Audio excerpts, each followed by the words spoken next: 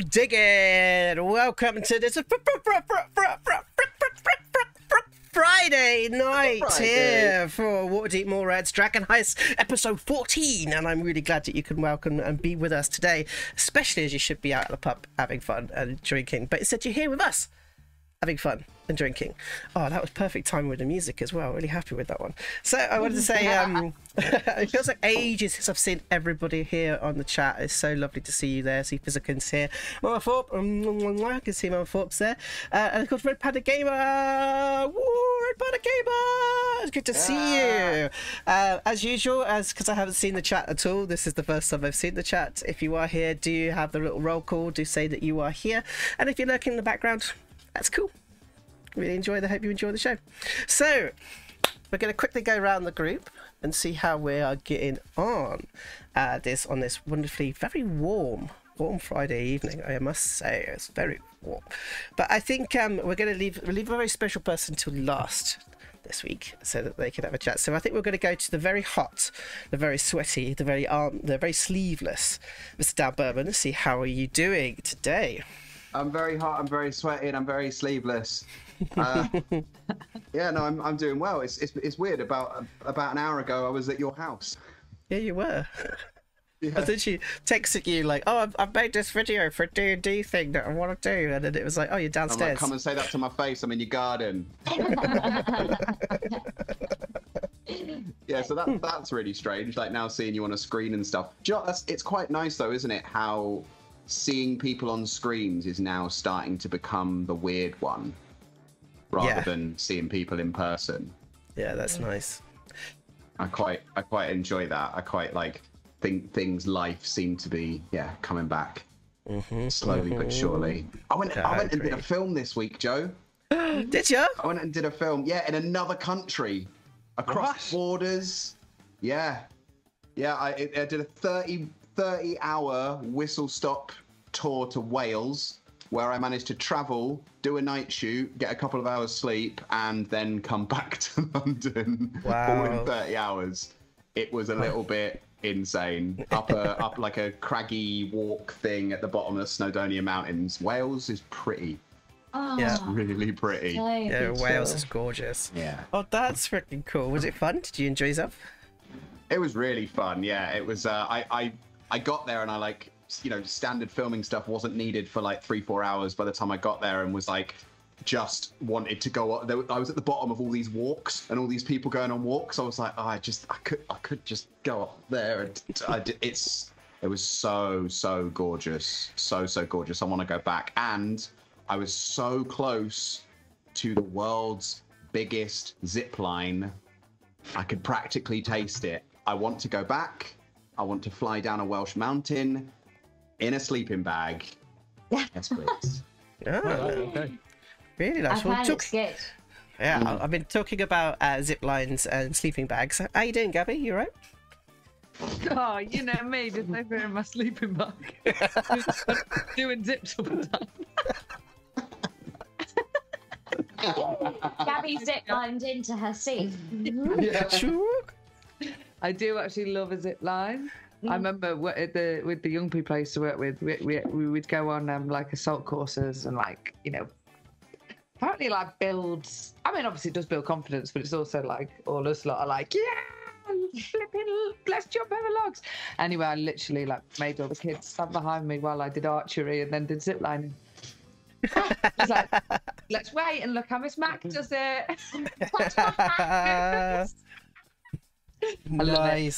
Nice. But yeah, week's fine. I actually went to Brighton this week and I ate 4 portions of chips in 12 hours. There's no need to do that. There's no need to eat that much chips. Anyway, great decision though. Great decision. I agree. I respectfully disagree. I respectfully adequate amount of chips.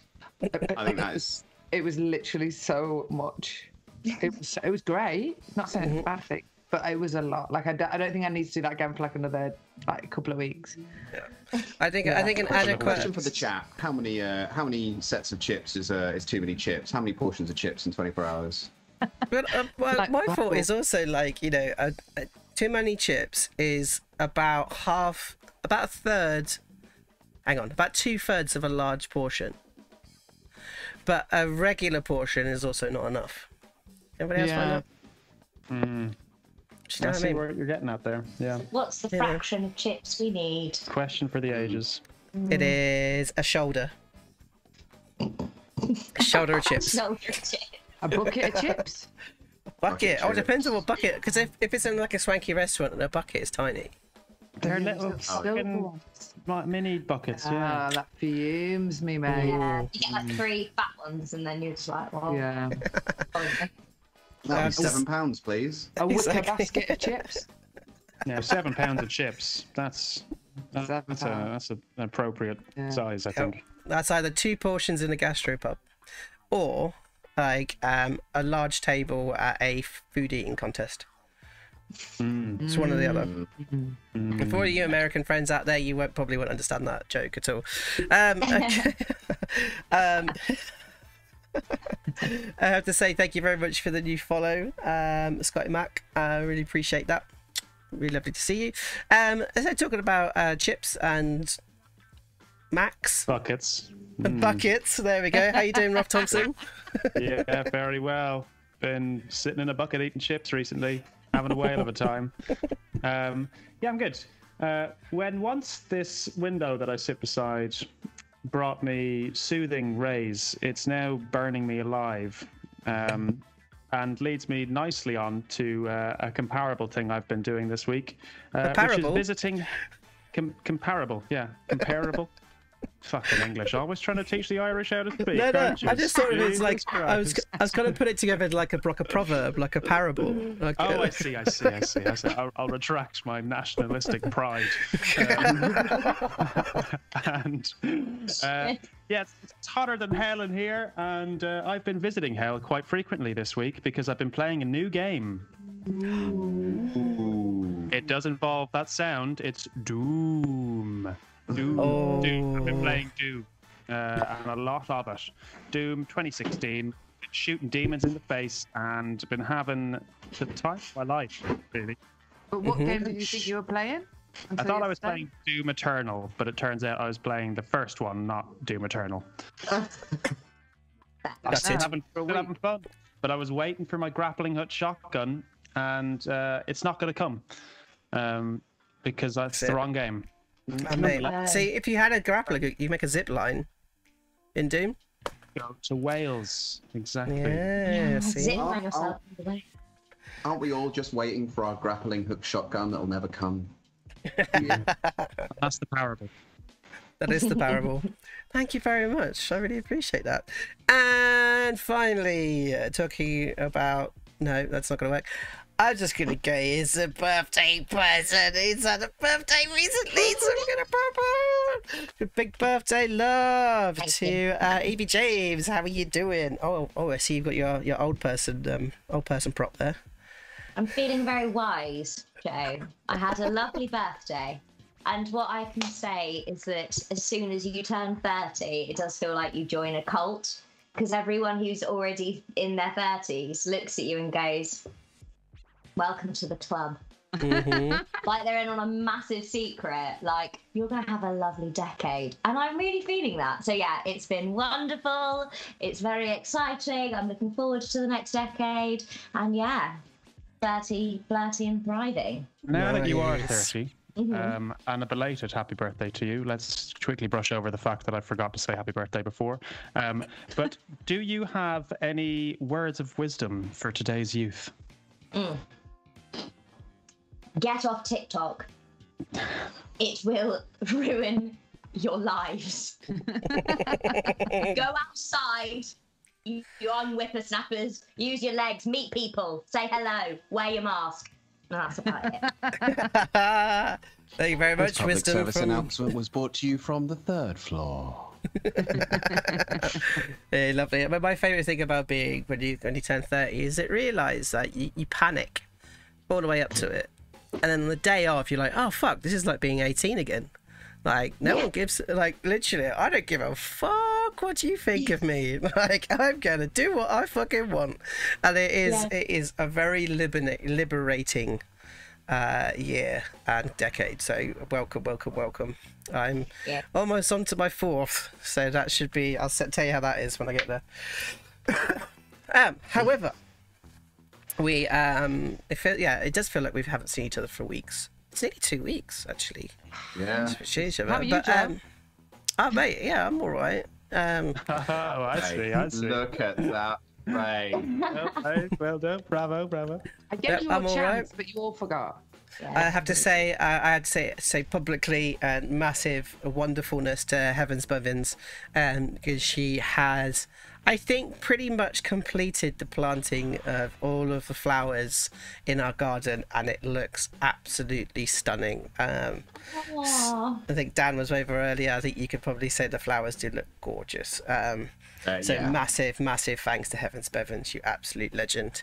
So hopefully I can get you guys over to come and see and have some fun in it. That'd be quite nice. Yes, please. But definitely get ready for party season, because Chudley's got to have a party soon. That's the rules. Dem's the rules. But things open up. Chudley has a party. Done. All right. The weekly rules is written. Yes. Okay. So, rules have written that we are quite dangerous.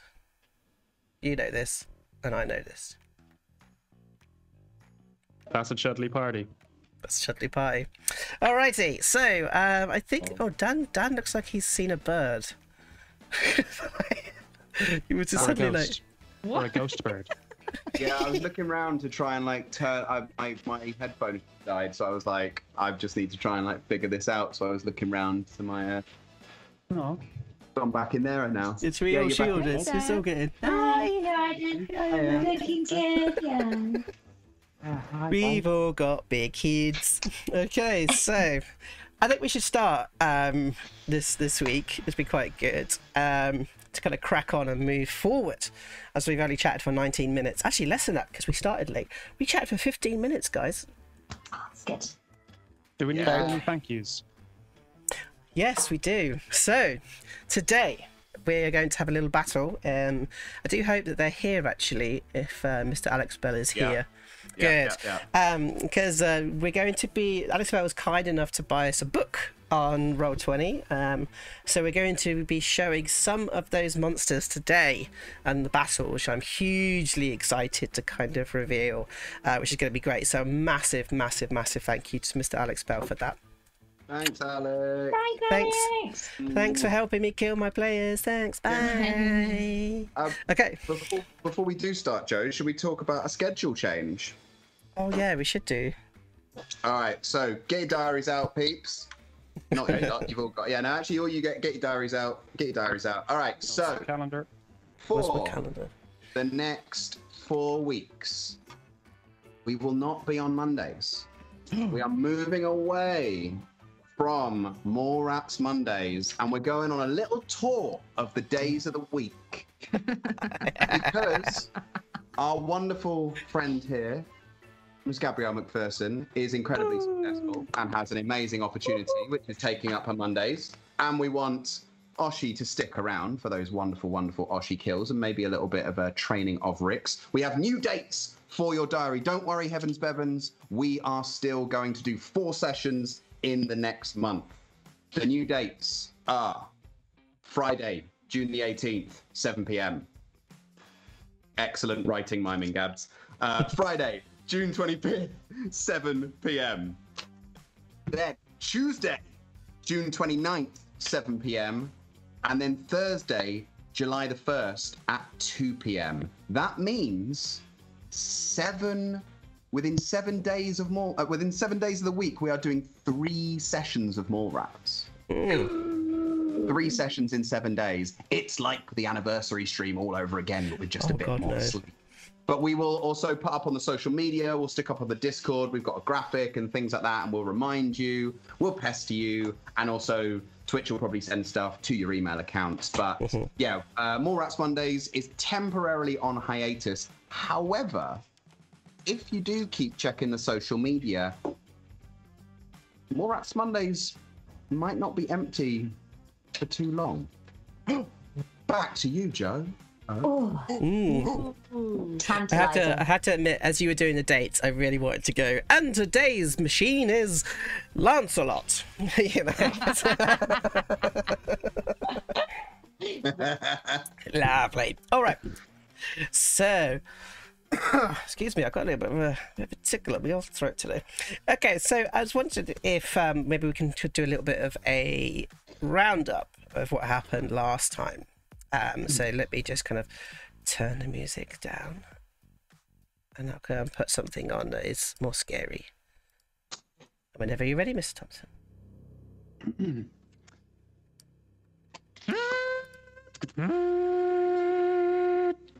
Initializing memory core. Memory core corrupted. Loading last available memory. Weapon systems armed. Last Monday's session saw Baggi's restoration of a broken Big Phatts. And despite Baggi's knack for fixing crap, she met her match when fixing Phatts. Though Phatts came back, it seemed, in fact, that something lacked when she fixed Phatts.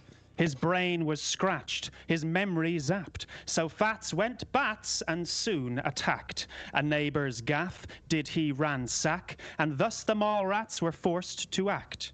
Little Ricks got whacked and Pups hit back as friends soon clashed and fist met axe. Oshi used wits, tried to distract a rage-filled Phatts, but luck she lacked. She grabbed Little Ricks, his life intact. She grit her teeth and doubled back. As Warforged fought with Goblin Mast, Baggi just managed to turn off Phatts. And so, after one hell of a first half, with Phatts now powered down, Pups and Baggi went to the Temple of Gond, affectionately known as Cogwarts, to seek the aid in fixing their broken barbarian. And though not one to care for children, Oshi reluctantly agreed to train Little Ricks, so that he may never find himself defenseless again. System reboot in progress. Very nice, Mr. Thompson. Very, very nice. Great. So, yeah, I think that from there we've kind of met I literally gave the name before we started. Valletta. Valletta, yeah, Valletta, the Dragonborn, priestess of Gond, who kind of celebrated kind of like Baggi's achievements of getting Big Phatts back up and running, but they revealed that they think that it is a not a mechanical problem, but possibly a problem of the soul.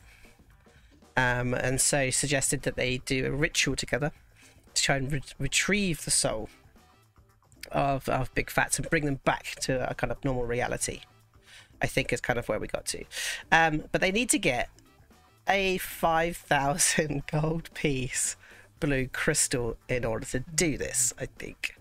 We also found that inside the Temple of God was a celebration of great masterpieces, as we saw some amazing pieces from what was it, the alarm hat that slaps you across the face, keeping you awake.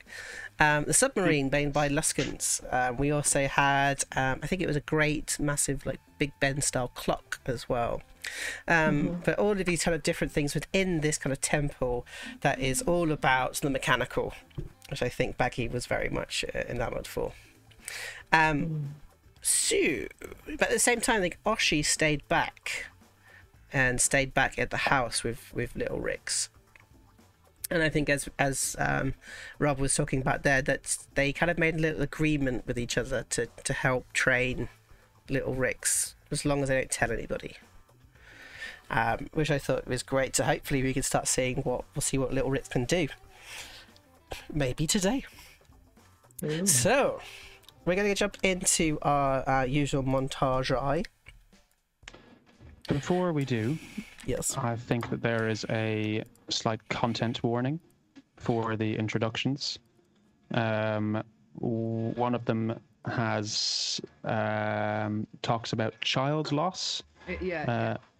And the other is violence of war. So if that is in any way triggering for anyone, then I would suggest turning on mute for the next few minutes. we'll be here when you get back. We'll do a little handshake when we're done. Yeah. So I say thank you very much for giving that warning. Okay.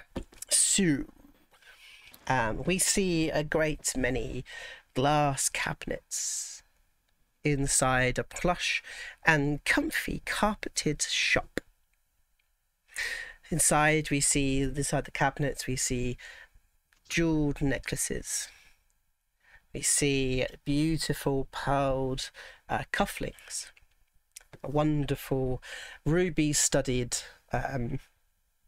pocket watch. And then as we kind of move up the counter, we see that there's a small gnome who's sort of like packing up everything. As he turns and he picks up this jewel, which is about this sort of size, this blue diamond, as he picks it up with his gloved hands and pushes it into the safe. As we see the door begin to swing shut, as he pulls that handle and closes the door. Cut to. The students were sleeping soundly in the mixed dorm at Castellantis, the occasional snore from UD cutting through the peaceful silence. Sticking close to form, Justin even slept with an arrogant smirk on his face, like even whilst dreaming he's lording over someone. We creep closer until his face is suddenly obscured by a humanoid shadow with pointed ears. We swing round to reveal Pups, busted lip, bloody nose, and eyes full of frenzied rage, with the largest rock he can carry held above his head ready to strike down. As soon as he's there, he's gone, as a figure attacks him from the side and takes him to the ground. A momentarily stunned Pups whirls around ready to fight, expecting to find one of Justin's friends.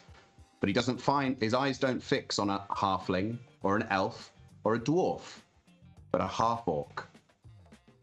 Without saying a word, Baggi stands up, picks up the rock with one hand, and takes it outside. The pair have never spoken about the incident. Cut to. Stay with me, partner. You're gonna be just fine, I swear. You hear me, Rix? Stay with me. You did a brave thing back there, soldier. That explosion would have taken the whole platoon down if not for you.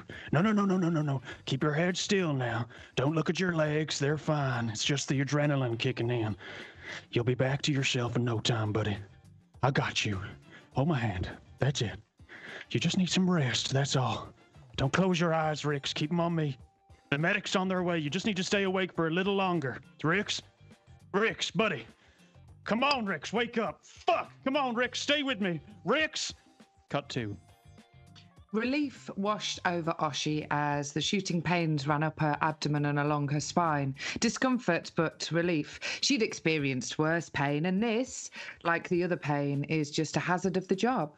As red spots raced down her legs and hit the floor, a twinge of hurt rippled over her heart. Less blood spilt from between her legs and the throats of her victims. She forced herself not to care for this loss of life, willing herself to believe it was as disposable as those she delighted in ending. Shocked by this feeling, she wiped up the splodges and tentatively dipped her feet into the hot water of the bath. After a particularly prosperous weekend, she treated herself to a night at the Grosvenor in the North Ward, craving a standing bath and a night in soft, crisp sheets without having to share bubbling wine and breakfast. She smugly smiled at her feet going pinker in the water. She slid her body down, immersing herself completely under the liquid. She opened her eyes and concentrated on the swirling reality she looked out from her submerged state. Everything was deathly silent under the water, just as she liked it. But the hurt in her heart pushed through Oshi's nirvana. Her face flushed, and she pushed it down. An occupational hazard, not a want for life. She started to feel the heat and beat of the want for oxygen. But she forced herself just another few seconds under there. A punishment for feeling deeply. A welcome physical ache is better than any emotional one. Water washed up her nose and down her face as she dragged her head out past the surface. Air and oxygen racing into her lungs and blood. Her heart beating now, back to normal, back to stone. Cut to. Knocks at the door, even though it's actually just been opened. No, I don't want to go to Fizzlethwaite's stupid Fleetswake party in his dorm room, the creep. Barnabas stands behind her holding a newspaper. And if you think you can convince me, you're wrong. It's a pointless celebration created by the la-di-das. Barnabas says nothing but her name. Baggi, noticing the unfamiliar sad tone to his voice, turns around. I'm sorry, he says. The newspaper is open on an article. Not the front page. Champion, dwarf, murdered, Black Star Lane. Coldness fills every pore. Spikes prickle hotly in Baggi's eyes. She furiously scours the article for more clues that it isn't, in fact, Tunk. Thumping, bloodstone, fighter, dead. She tries to speak, but even if her throat hadn't completely dried up, what would she say? Baggi starts grabbing for her cloak and goes to push past Barnabas. He reaches up and grabs her hand. She resists for a second before succumbing to the pain. Falling to her knees, she sobs, and Barnabas, still standing, holds his friend. Cut 2. We see this gnome begin to sort of hobble his way out as he trips over a little piece of rug. Oh, you little bugger. As he kind of straightens out the rug as he walks over towards the door. He brings his hand up to touch something. A small sigil sort of builds around. We see the kind of movements of locks and changes as the light disappears into the wood. He leaves through the front door, turning the close sign, closes the door up and locks with the key. And he pulls the door as it locks, pops the key into his pocket, and begins his walk over to his favourite fried chicken house. I think it's called Morley's. As he looks across, as you see across the way in the darkness, we see 3 hooded figures. As their eyes open up in the darkness, we see a pair of red goblin eyes. A pair of almost snake-like sort of eyebrows that go once, and then again. And then behind them, we see this like a puff of fire as a little cannon sort of just puffs a little bit. We see the shadows of Baggi's face as they look across at this empty shop, ready to make their way in. As we look down, I'm not actually going to do that bit today. As we look down across the street, we see you guys staring at your treasure today. Not the treasure that's hidden away, no, not the hundreds and thousands of dragons, no, but the treasure that you require today. As you see across at the jewelry store. Actually, I do need a name for this jewelry store. And maybe somebody in the chat can give it to me. But you're all kind of like piled over. You just watch the gnome sort of leave. Knowing that inside this shop, I think this is the shop that you saw Pups on your way home the night before. Or that evening, actually, should we say. Blings and Tings, great. So it's thank you, Bevans. Yeah, so this is the shop's Blings and Tings. It's a very fashionable shop in the North Ward. No, in the Sea Ward.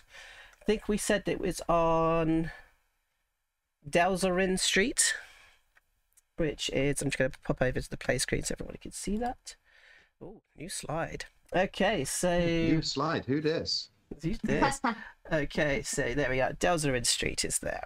All right, so let's say it is the one just on the corner, just there. All right, so you're kind of like looking across in the shadow. Who's going to be the lookout? I don't mind. I think I'm better inside. Well, you are, what do you call yourselves? A sneaky duo? Something? Imagine if it was. That really rolls off the tongue, Baggy, that one. We'll rethink it, maybe. What do you think, Pups? The sneaky duo? That sounds like a pub I've been to.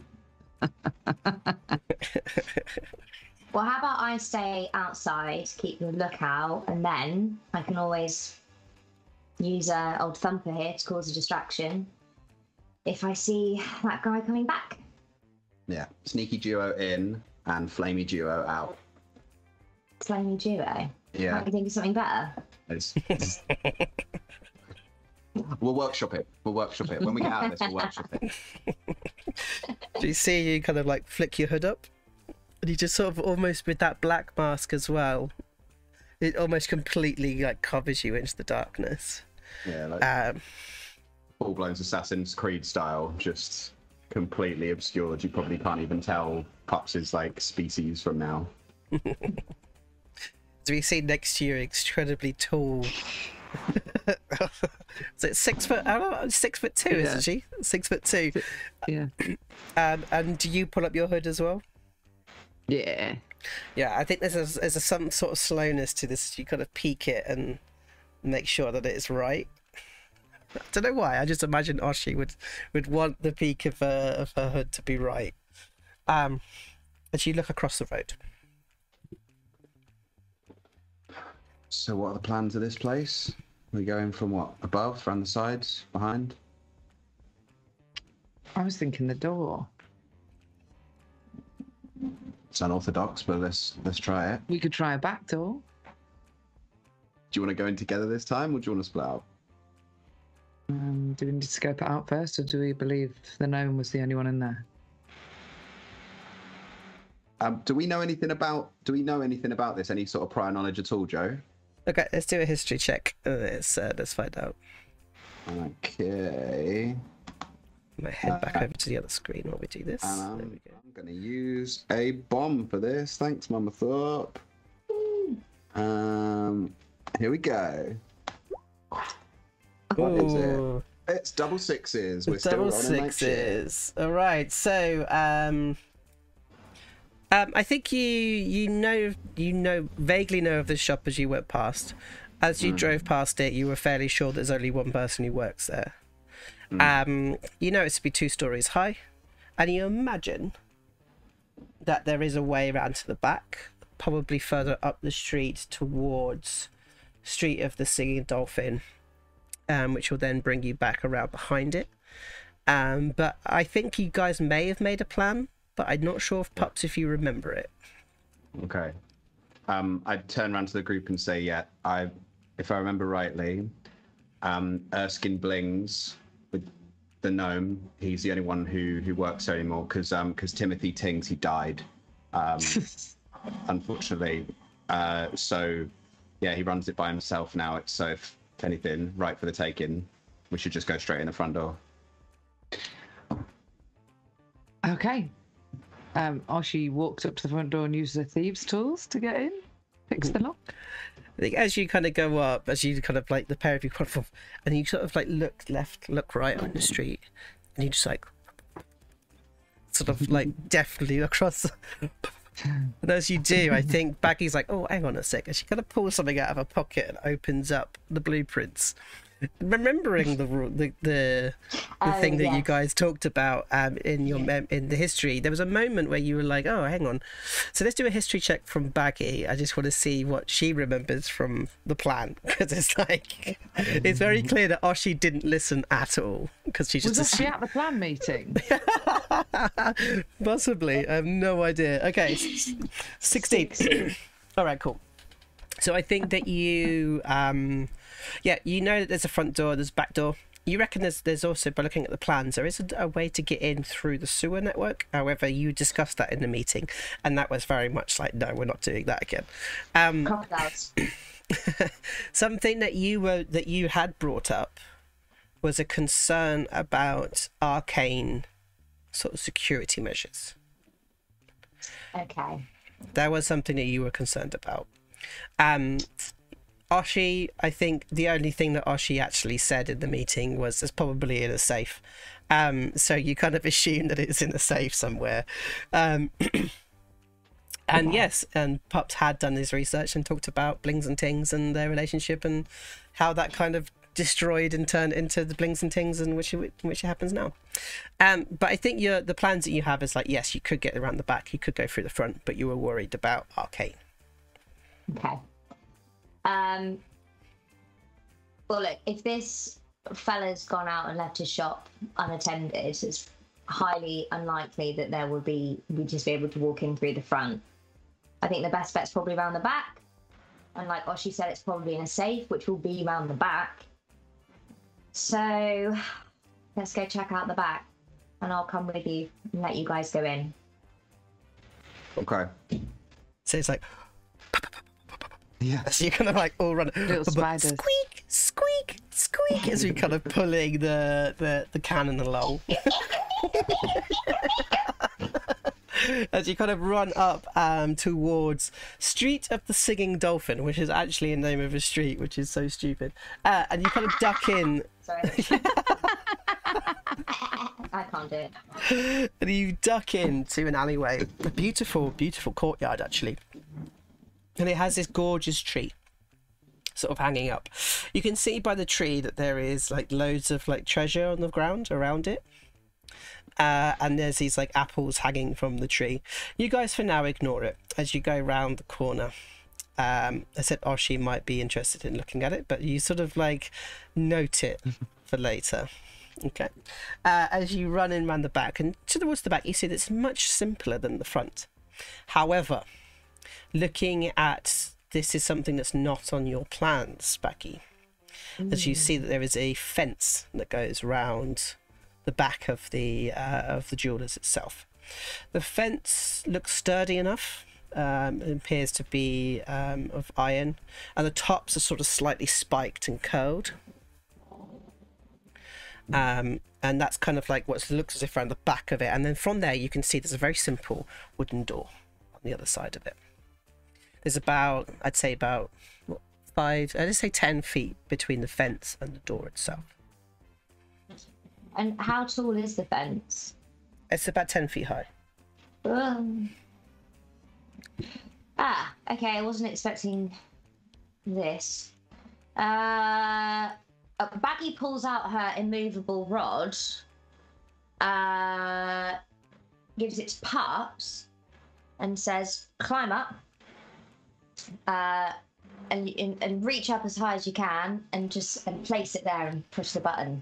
Almost like we can climb on top of each other to maybe jump off of the immovable rod onto the other side. Uh-huh. Or at least hang down over the spikes.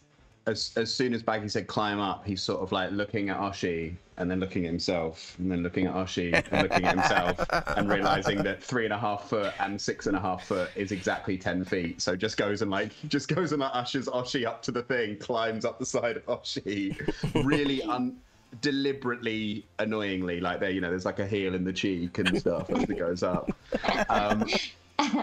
Climbs up. This is Pups' jam, man. Like, gets up, he's having a great time, and like leans over and like tries to click the immovable rod so that there's almost like a diagonal line between the top of the fence and the wall, so you can almost like monkey bars across.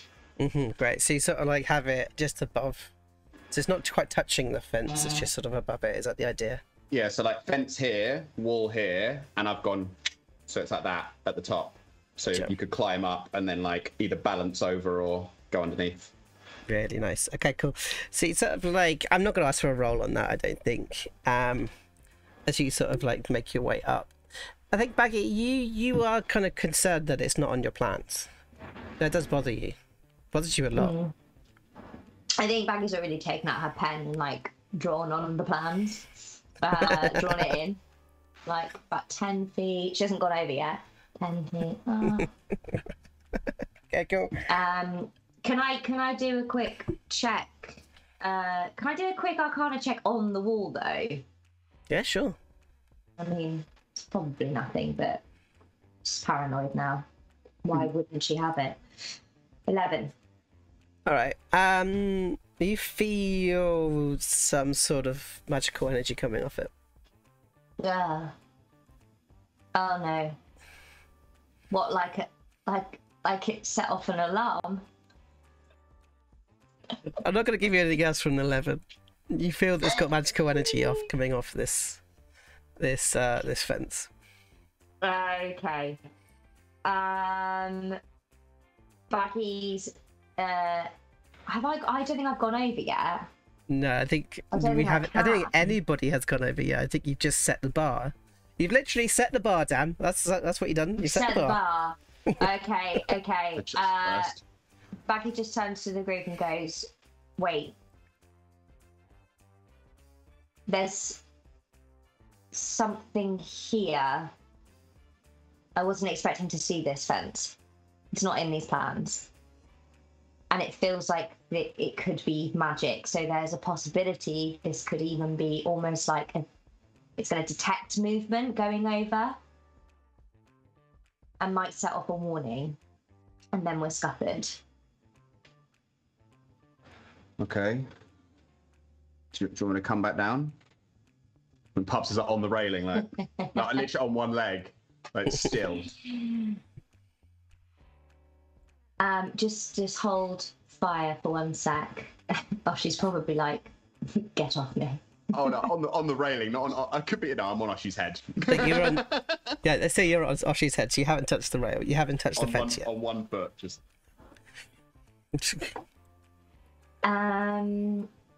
Can I do an investigation check to see if there is a point in the fence that hasn't been affected by any kind of magic or arcana? Yep. Okay. Phew. It's a 10. You can't see any breaks or weaknesses in the fence.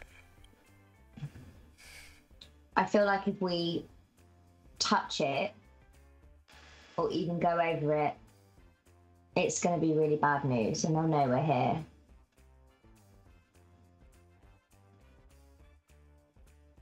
There we go. And we could try, unless you want to try and go under it. Sewers. Can we not kill something and throw it at it to set it off? Like a small bird or a cat or... Are you already looking for a cat or something? All right, let's do a perception check. As she's saying that she's sort of like looking like, you know, like a bird or a rat or a cat or something. 14? 14. Yeah, you see this sort of rat kind of like scupper past you and you just like... Or a rat, and you kind of pick up this squirming rat. Set it off and then maybe see what happens.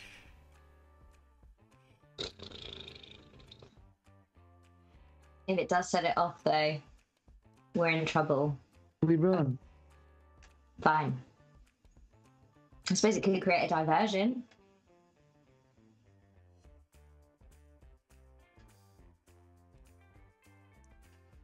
All right, you gonna do it?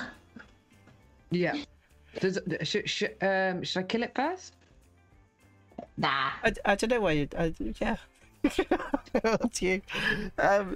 So you kind of like shake it like this, and sort of the rat begins to curl to try and get to your fingers, and you toss it at the bars, and you are sure that you tossed it at the bars.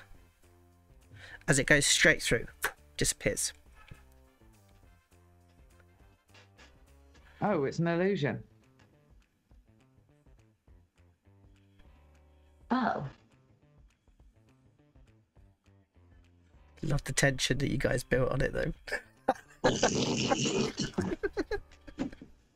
I just went to alarm because it was a jeweler's, but obviously it was a bloody illusion. Oh. Fine, well, I can't hear anything. So, after you, Oshi. Shall I go first? I thought that was an alarm then. Did you know? Yeah, me too. That's my phone going off. How was it? Your whole camera, that was so funny. You went... Did I? Yeah, go on, Oshi, go through. Whew. Okay, Oshi walks over and puts her hand through first. It's sort of like, and you can't really feel anything on the other side. It feels very normal, but you're sort of like a slight tingling around your scales on your arm. Okay, then she just walks through. Okay, as you walk through, as you step, you stop, as you realise you're stood on a 5-foot square, and around you there are tripwires completely covering the ground.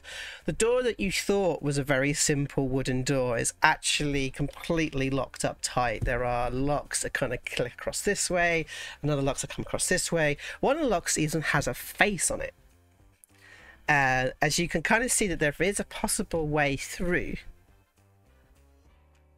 but this is a sort of a moment of like, whoa, stop, and not move any further. Shall I come down now?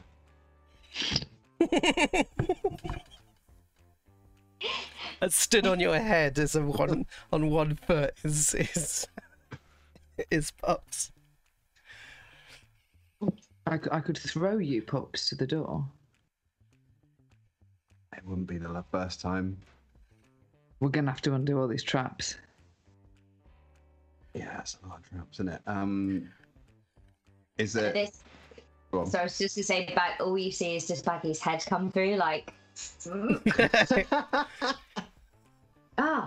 and then takes it all in and is like, oh yeah, this doesn't look great. She's not fully out yet because it's only a 5 foot square, so she's just looking. They look doable to you?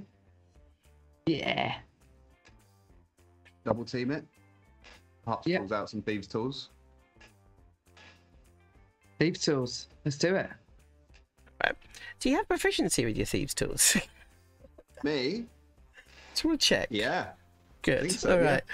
Okay, cool. So in that case, what I'm going to ask is that you guys are going to do, let's say, three checks. So we're going to do one each first. And we'll see if you succeed, and we'll count them up. If that makes sense. All right. If you crit success, we'll call that like double roll. Okay. All right, so the first one you kind of like down towards, and you see the first tripwire sort of comes across, and it's sort of linked into what looks like something that goes into the hole of in the walls. You do notice that down below that there is what looks like a missing piece of brick towards the floor level, which may be where the trigger sort of happens. So the pair of you, I want you to describe how you open this. Everybody at home, and for you guys here as well, we're going to bring in a new rule here, which is called cinematic advantage. So if you guys can describe to me how you would gain advantage in a situation such as this, or in battle, then you would gain advantage. Okay. So how do you work together to sort of unpick this one? Well, I think Oshi takes Pups off her head and holds him. You know, like in heist movies where it's like dun dun dun dun dun, dun, dun. And she holds him, and like so he's just dangling over the top so we can reach him further. Yeah. That's the first thing she does. You're Mission Impossible filling him. Yeah. Yeah. I think off the bat, like gets to that point, and then Pups like starts to walk up Oshi's body, and then like loops his back foot behind her neck, and is then almost in like a flag, and is just leaning over to like the furthest bit over by the loose brick, and they're all almost in like this perfect like Cirque du Soleil acrobalance kind of thing. Really lovely. All right, I'll give you advantage on this one then. Okay, so but for Pups, we're going to the advantage on this one. Okay, so you both are going to do your thieves' tools with dexterity. Dex. So I think you're both helping here. Gabby, 16. Oh, 27! All right. So as you sort of hang over, you're like, okay, yeah, so if I just snip this wire here, and then like, okay, and then it's like, but then it would connect up to, as you sort of look up and you see that there's actually two traps sort of connected to each other.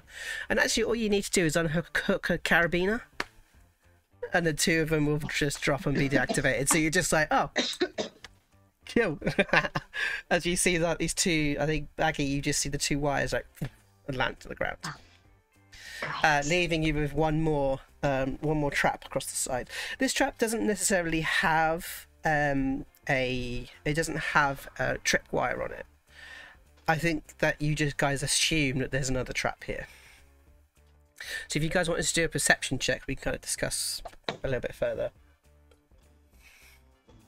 Oops, are you doing that? Crit clink. 15. 15. Okay, so you reckon this is some sort of pressure plate, possibly under the welcome, come in and steal the jewels mat that's on the floor. You think maybe it's something to do with that? Is anything that Erskine loves more than a carabiner? It's a pressure plate. That's way too inviting. As a welcome mat, that is way too inviting. I'm feeling far too welcome. I don't trust it. So I think, have you got anything flat? Can you like get your hands under it or something like that? While she goes through her bag, and she's got She's got a pile of packs. she's got what looks like, you know, those steel rulers. Yeah. But it's like it's actually For stealing cars.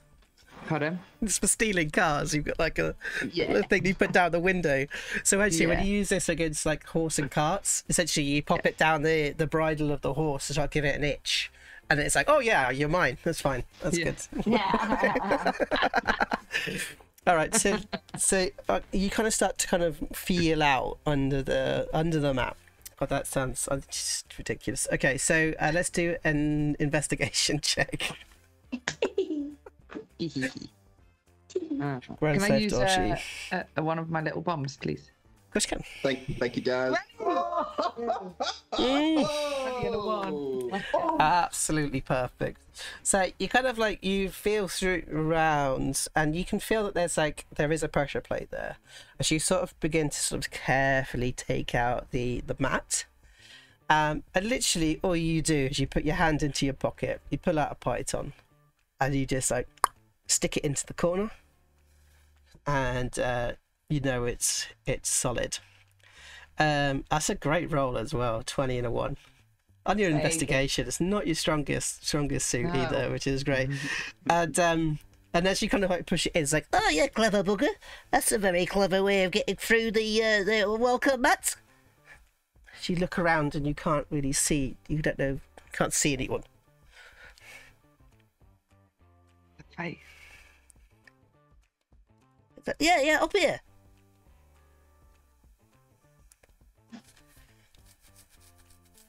While she looks up.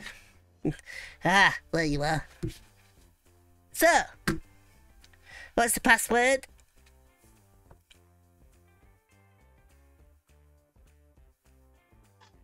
Or she whispers to Pups, shall I just punch it? I'm afraid that's not the password. That's usually my solution to everything, but we might have to.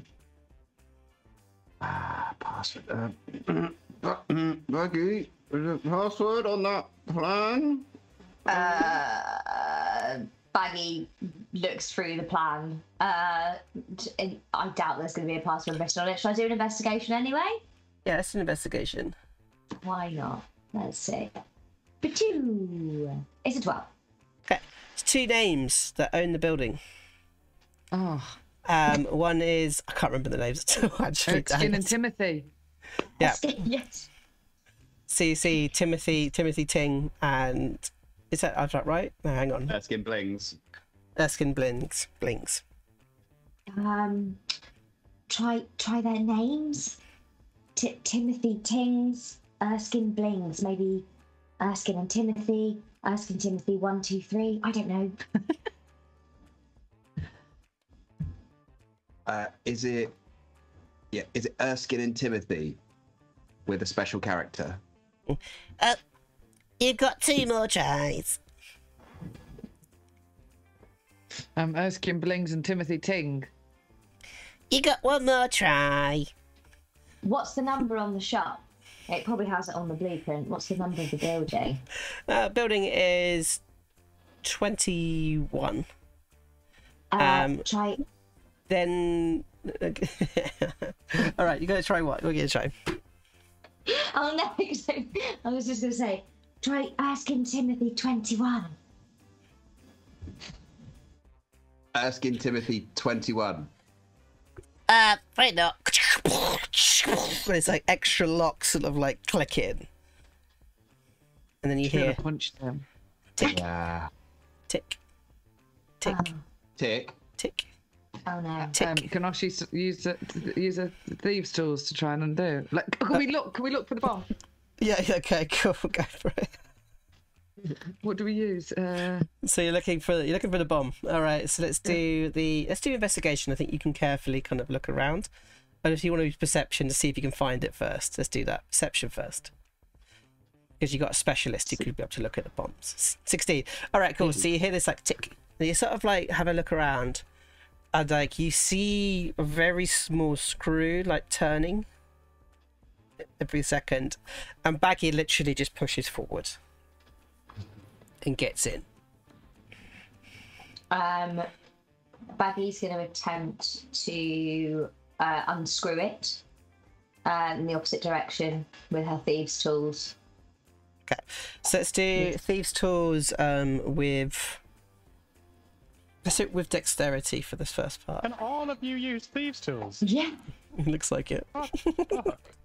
They I got know, a dragon right? heist for nothing. Okay, so So she's got all the tools. 16. 16, great. So what you do is you pop the screw in. You try to turn it, and it almost feels as if it's got huge resistance. So you kind of go to the side of it, and you just like pop a small little square, and like essentially the bottom half of it falls out, and you can then see the clockwork underneath. You notice that there is essentially what looks as if like a small glass jar, and every now and then you just see this mouth like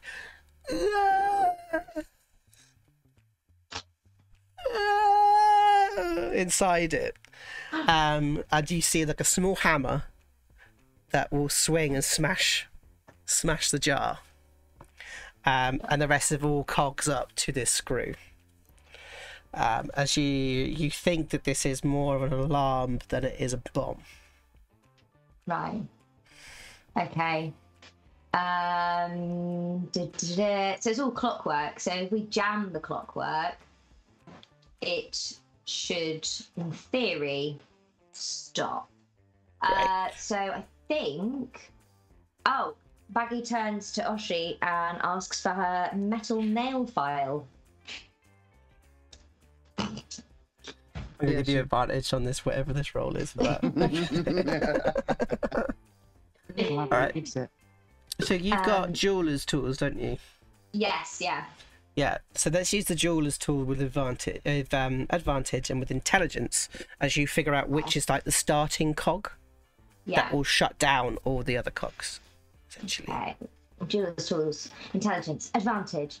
It's a 17. Oh, 17. Yes, it is 17. Oh, lucky. Okay.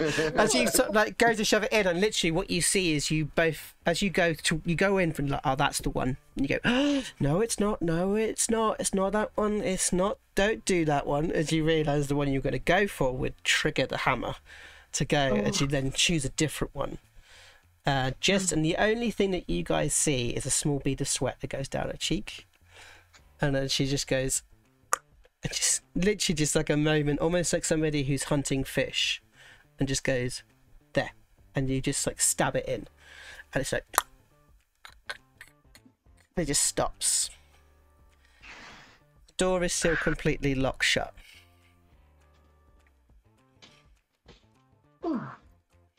That was good work. We're running out of time though. We'll probably be back in a bit. Right, the door.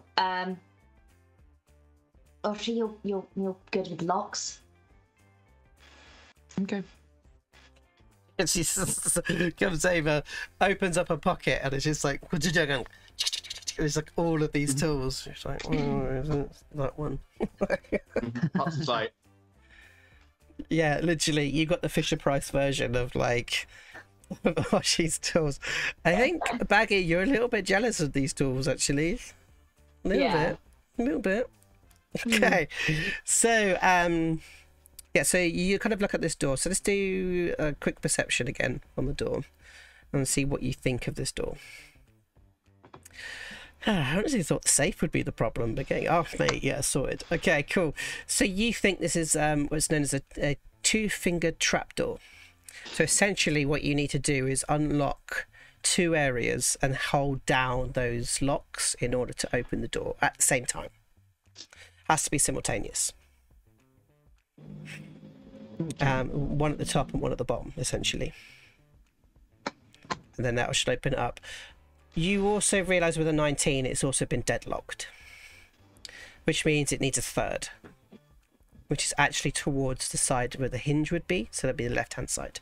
So actually, all three of you need to successfully open your locks and hold them for the door to open. Great. Oh, she tells the group. I'll take the bottom one then, yeah? Unless anyone's got any... Yep. I'll do the hinge. Yep, I'll do the other one.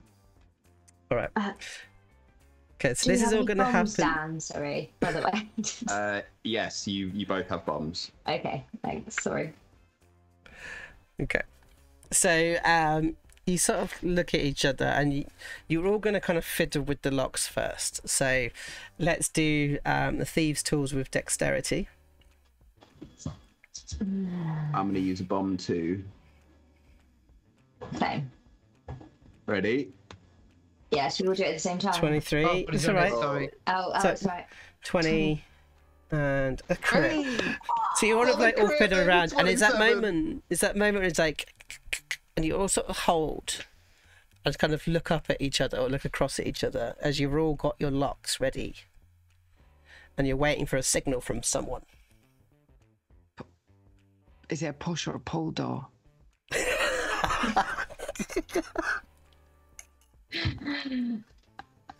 We'll It find would out be- if they open Oh, my health and safety's kicking in. It'll be a pull door. it. Hey! Fire safety. Fire safety. Pull! And you just go clunk, and you open it up, and you just say, "Yeah, crafty bugger," as the door sort of shuts behind you. Love him. Love him. As you see inside, and you kind of like make your way into the jewelers.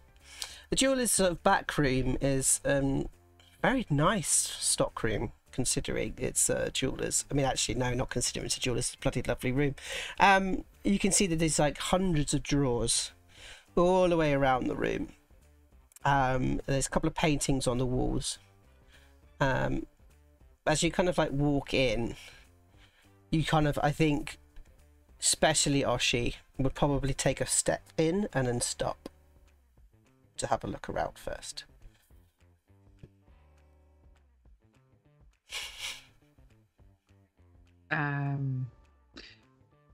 Do you think I need to do another perception, see if there's any more?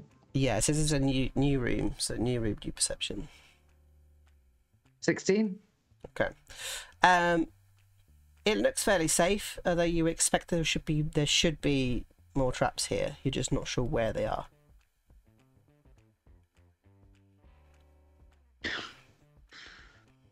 It's more Does like you anyone know where imagine. that rat went? Long gone, but actually, Oshi saying that has just reminded Baggi to look at her blueprints again and see if the room seems the same sort of size, like in specs and stuff. I think you don't need that. Oh, I okay. think because of your background. You think the back wall where there is, as in like the wall furthest away from you, yeah, has got a painting on it. And the painting is of, it's of a very old gnomish, rock gnomish village. So it's kind of like underground and sort of in the mountains. But that wall, you think, like looking at like the building and the building plans, feels as if it's about 5 foot too close for you. Baggi turns to Oshi and says, "They might be trying to hide something behind that over there, that picture. The safe? Could be." Or a trap? I feel like it could be the safe. Baggi feels like it could be the safe. Well, if it is the safe, there's probably going to be a trap en route. But that's where we should head to. Okay. Do we just go, or like maybe we can have a look around as we go? Yeah, I'm gonna have a look around and see if anything looks untowards, or I'm gonna sort of like trace my steps very carefully and see if there's any traps. Okay, cool. So let's do a perception as you go. Okay. 16. 16. Okay, so you sort of like start walking forward. As the floorboard creaks and you got to stop. As you look around, you see a painting on the side, which is a painting of a town called Silver Moon. You recognise the painting. No way. As you continue kind of moving forward,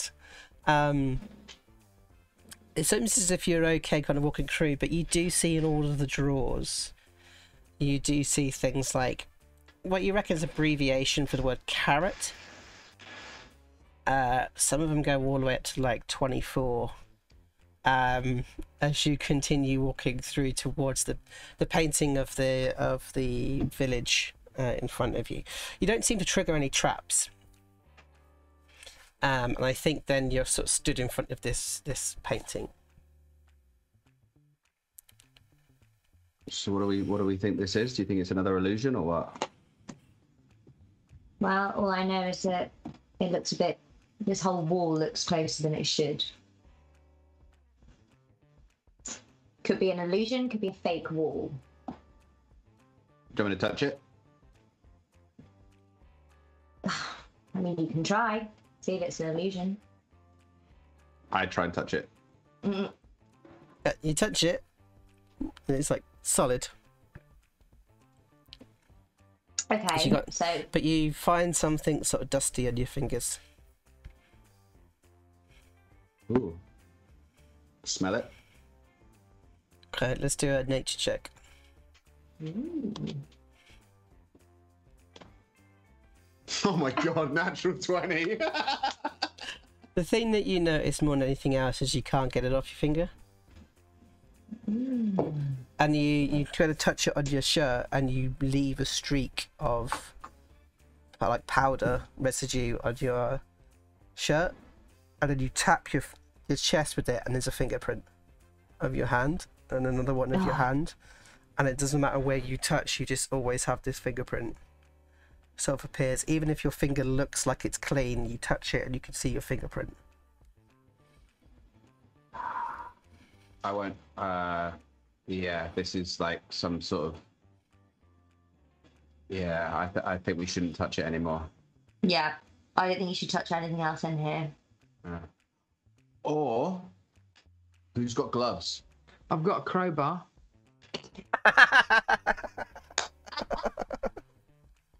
Great. All right. That was a suggestion. No, love it. Okay. Oshi tosses the crowbar at Pups. the crowbar. I'm not sure what I'm meant to be doing with this. Like, where'd you open? Under the painting. Like... All right, let's. Can I check out the painting first? See if there's any like false sides or anything like that. Yeah, sure. Let's do investigation, perception, because you're not touching Perception, because I don't want to touch it. 10. All right. Yeah, there's a hinge on the right hand side of the frame. And does it look like I need the crowbar? Or can I just sort of swing it open? You're aware that if you touch it, you start getting that stuff in your hands again. Okay, then I'll get the crowbar up and just sort of. I'll try not to like wrench or break. I'll just try to like hook it open. So you kind of swing it through, and what you see then is this fairly standard looking safe. However, I think Baggi, you notice as well that there seems to be some sort of moving sigils that are sort of going around the turny section. What's that called? I don't know. The turny bit. Dial? Yeah, we'll call it dial. Perfect, dial. That you see sort of moving around it. You also notice, I think, Baggi, that it looks as if the whole thing is dusty as well. Okay. Well, if we touch that, we're going to end up like Pups and have our fingerprints all over it. And I think there might be some magic at play here as well. Can I do an Arcana check? Yep, sure. I'm gonna use an advantage as well for that, just in case, just to make sure. 17. 1 second. This is not a bad 1 second. It's just me checking something. Here come the monsters. No. Thanks, Alex Bell.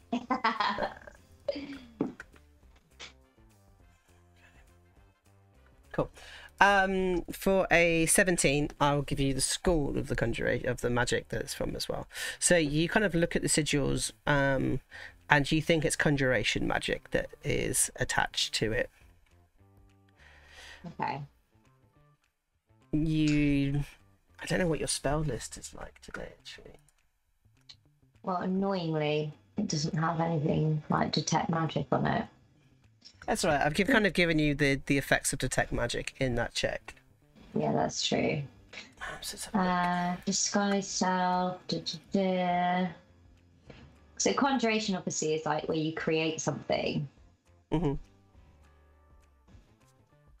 So, I mean, Baggy's sort of assuming that if we get it wrong, is something going to come from that?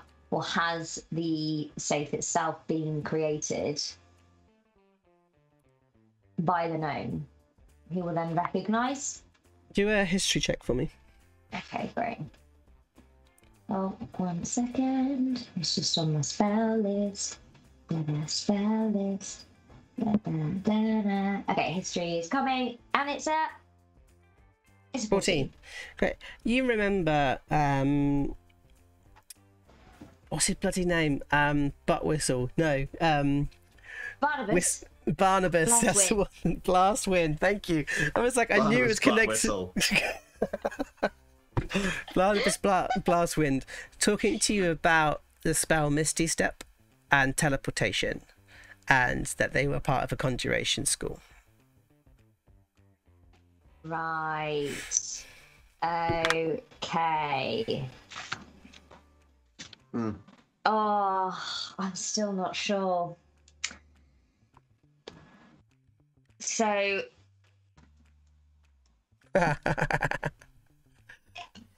there's a few things that could happen here. If we touch this, our dear owner of this place is going to suddenly appear, or we are going to be elsewhere. No, where? Not too far away, but we'll be propelled away from where we are right now. If maybe we get the combination wrong.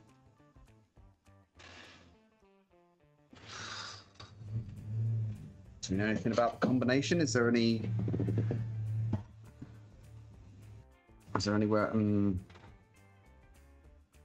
Oh, what do the numbers of the carrots say? Very nice. Very, very nice. So you kind of have a look at the different drawers, and you kind of put together a string of 4 numbers. 24, 13, 1, and 14. You can tell I'm making this up on the spot. As you kind of like bold as brass walk over and just go I actually walk past Oshi, one of her pouches, and pull out like a little like tortured sort of nipple clamp thing, because I don't want to touch it, and sort of do it without my hand. Perfect. Yeah. Tick tick tick tick tick tick tick tick tick tick tick tick tick tick. As you see Baggi, you see those visuals sort of cut down to nothing. How did you know that combination? I don't know. I just there are numbers. I've got a thing for numbers. I just sort of saw some numbers over there and some numbers over there, and this is what you do when you're in the sneaky duo. Oh. I thought they were diamonds. Are there going to be diamonds in those drawers? Like 24-carat diamond? We're not here for the diamonds, Oshi. We are here for one thing and one thing only. Have we actually opened the safe yet? Probably not. Well, the only thing you haven't done is turn the handle. Oh. Oh gosh. Nipple clamp. Get the nipple clamp on the handles. Straight on, straight. As hearing that, Pups is straight in, like slowly levering open, nipple clamp in hand. And you kind of pull it open, and inside on a small like metal stand is this perfectly cut blue diamond. Looks at about 1.5 inches across as it kind of comes down to a perfect point. It's shimmering in blue. Even inside this safe itself, it's shining light into every corner of this safe. There's nothing else in that safe. And we have to give this to Phatts, do we? We need this for the ritual. Right. We need to chuck that rat in there to see if it sets anything off. We can't just grab it, surely. What about that thing outside that you did, the weighted thing? Maybe it's something like that. Can I do an investigation check to see if it's going to set another alarm off if we take it? I reckon you're going to do this. I think you're going to do this perception, because I think you guys are not putting your hands in the air, are you? At all? Oh wait, sorry, that was history for some reason. I think this slipped. Okay, perception 15. All right, cool. It would be silly not to have a trap in here. Looking at the diamond, how much do you reckon 1.5 inch diamond weighs? What do you reckon? Oh gosh. Had to be snakes, yeah. The whole thing is covered. The actual safe is made of snakes. That's exactly what it is. Does she have a word like last time?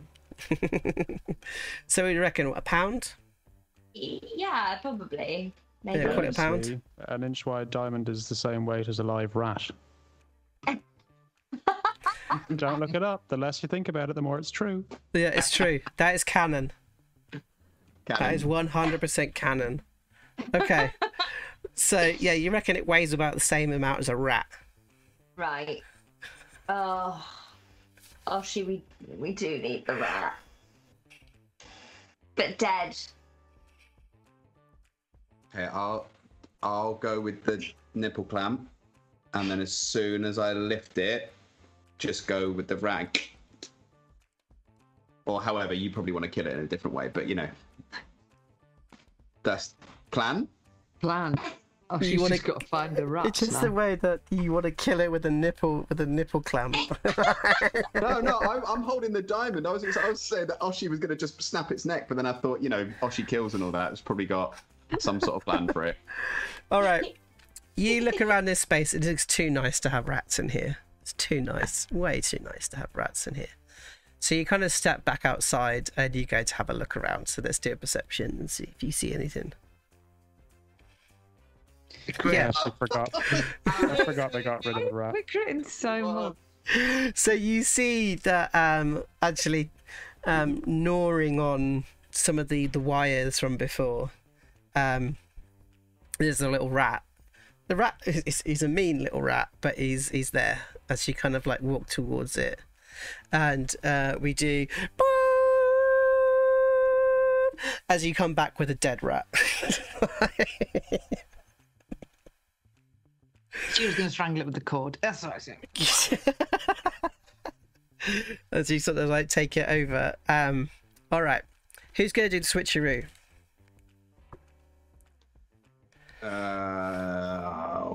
Go on then. You gonna do it? Yeah. All right, sleight of hand. Sleight of hand. It's got to be a pretty high one. Can I use a bomb then? Yeah, of course you can. Amazing. I've only got a few bombs left. Thank you again, Mama Thorpe. As Rob said, you are doing God's work. All right, let's do this. Sleight of hand with advantage. 14? So you go to pick it up, and you go that. Yeah.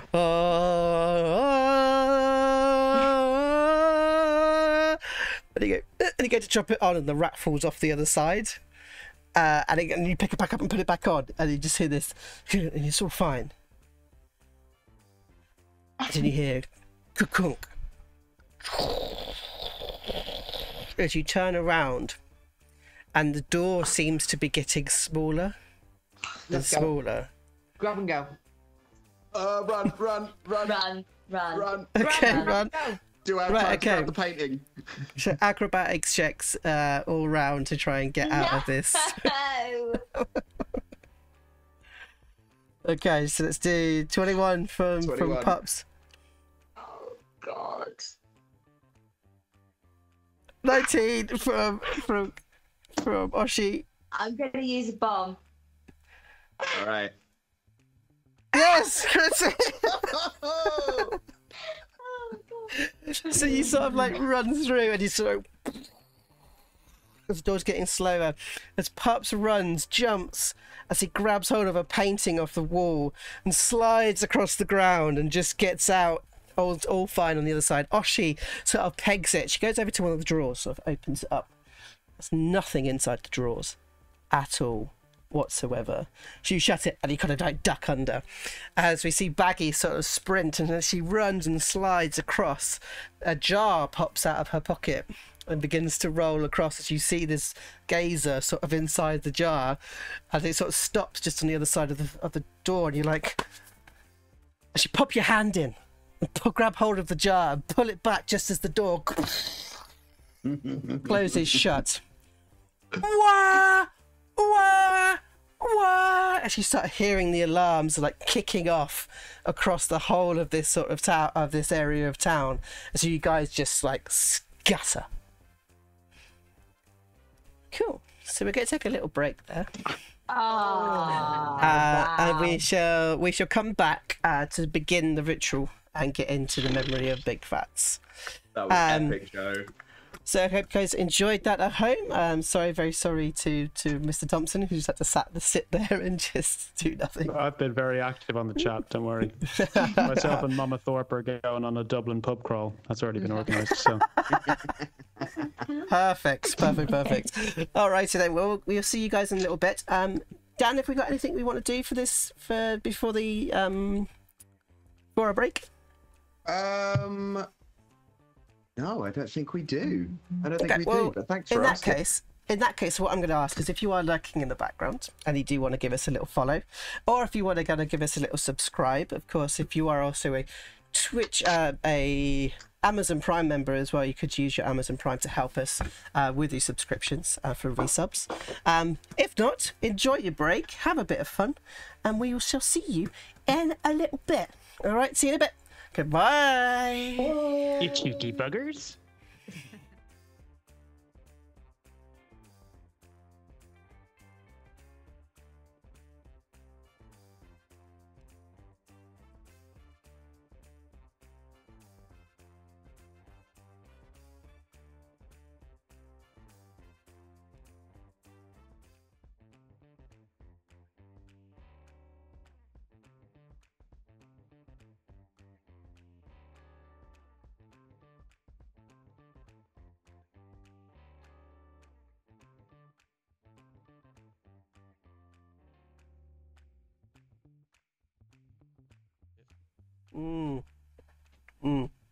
Num num.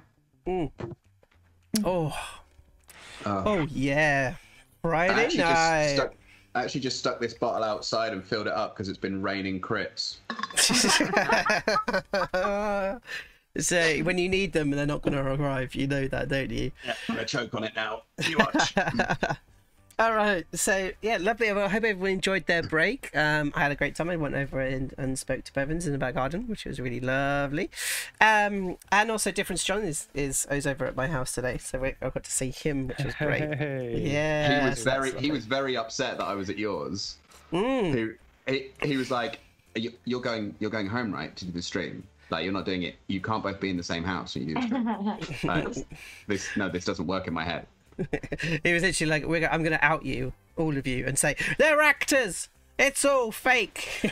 I mean, we are actors. I think that's been established, I think. Different John is actually the script writer for this show. He writes all of the jokes and all the intros. Exactly. Thank you, Different John.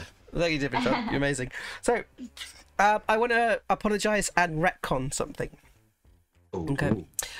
Because I didn't realise that a treasure roll was actually placed in to that heist by, I think it was by Daz.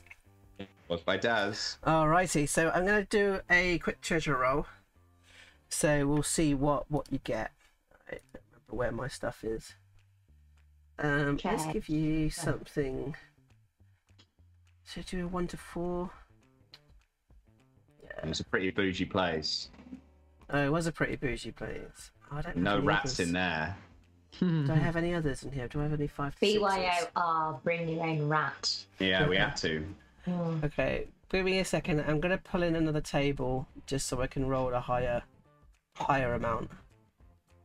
Because I think you guys deserve a big higher amount. And also, just while we're taking this minute, thank you once again to the Neomancer himself, Mr. Mark Jefford, for his random acts of mark. Despite the fact that he plays D&D on a Monday himself and plays Dragon Heist and doesn't want any spoilers, he just pops on and just gifts us subs. He is such an incredible supporter of the channel. So thank you, the Neomancer, Mark Jefford.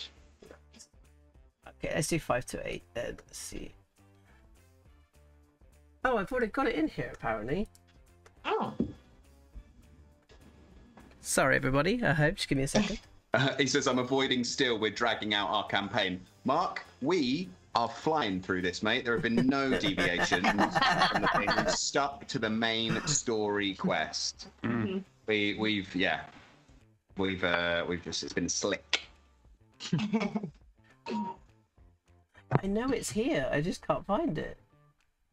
Ah, there we go. Roll. Let's see what we get. Ooh. Okay, there you go.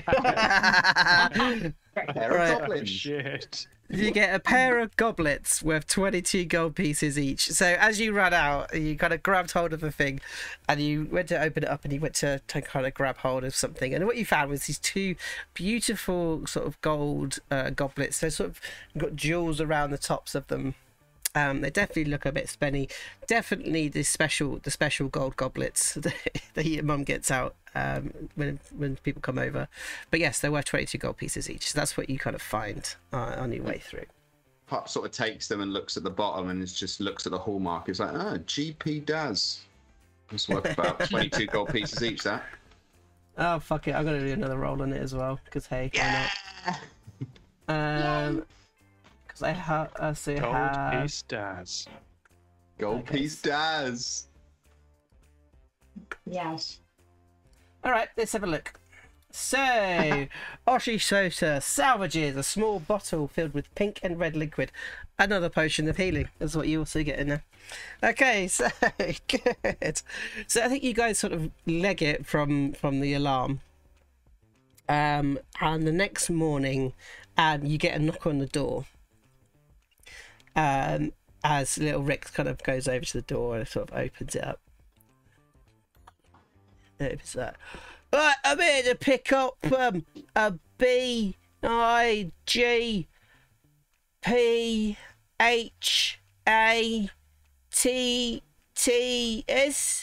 and looks forward and sees that there's no one there. And then looks down and sees little Rick's. Oh, sorry. I'm here to pick up a so yeah, to pick up. So I've got stuck in the accent now. Hang on. Yeah, picking up Big Phatts. Yes. It's sort of like, if you just let kind of ushers in a group of guys, and sort of like this group kind of come in. Whereabouts is he? It's sort of like, he kind of little Rick sort of takes him upstairs. And get to I think actually no, he's on the bar, isn't he? Yeah, it takes him into the bar, and they kind of lay down this rug, and the rest of you sort of start coming down. As one of them sort of goes over and sort of puts his hand over the rug like this, and goes 1, 2, 3, have a cup of tea, and it's like ship, and it comes up to the bar level. And the other one goes, like, and shove! And he kind of puts his hand down like this, and between his hand and Big Phatts, sort of like a shimmer sort of occurs as he pushes Big Phatts' body off the bar and onto the rug, and the rug sort of stays solid. And then the other one Aladdin from is going behind. to be pissed. I know, the other one comes from behind, so takes his finger and just touches Big Phatts' toe and like pushes him, and essentially they push him out the front door.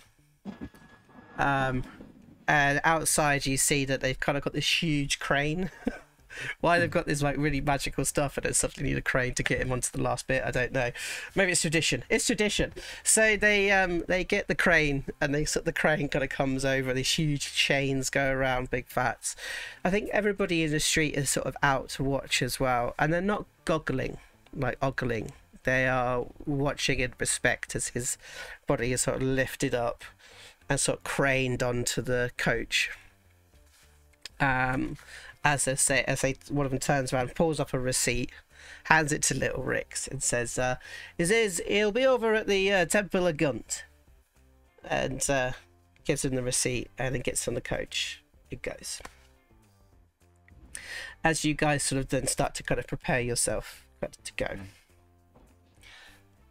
What do you guys do before you leave?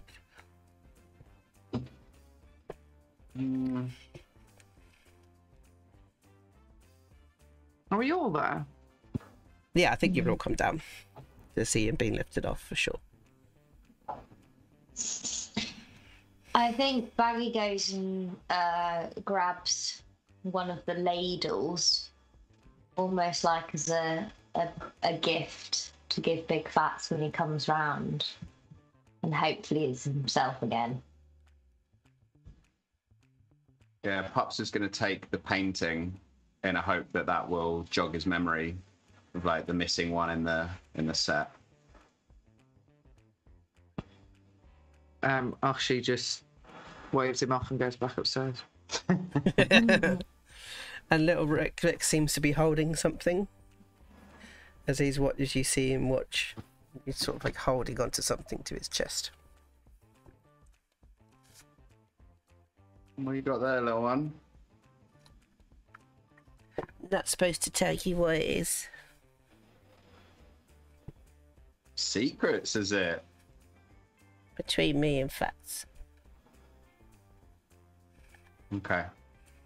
And then he kind of like carefully slides it beneath his cloak. Go take it to the temple. Okay, I respect that. You don't have to tell me everything. You're your own kobold. There. Can I at least have the receipt from Parcel War of Force, though, so I can, just in case there's a complication? He hands it over to you. Thank you. And it's, even though he's got a receipt on it, it says, sorry, we missed you for your package. If you need to pick up your package, please contact us in 87 days. And he's just like, what the fuck is this? Couldn't fit through the letterbox, so yeah. Puts it away in a pouch just in case.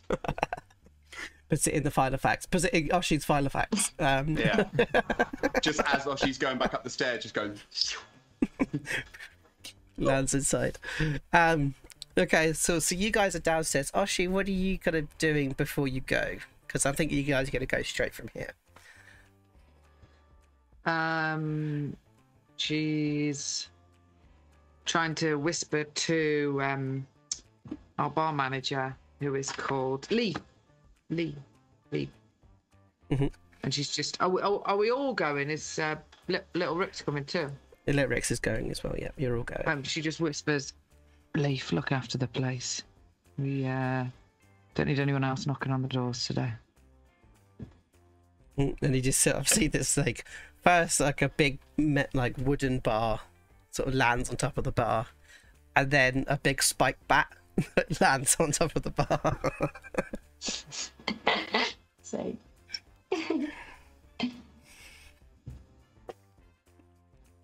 as you guys sort of prepare to leave. Okay, so you guys sort of, are we okay to move on? Yep. Okay, good. So you guys kind of make it over to the temple, and as you get there, you can see the mechanical birds are sort of flying around. So we're back over at what's actually called the House of Inspired Hands, which is the Temple of God. And you make your way towards those great mechanical doors, and as you walk towards them, it's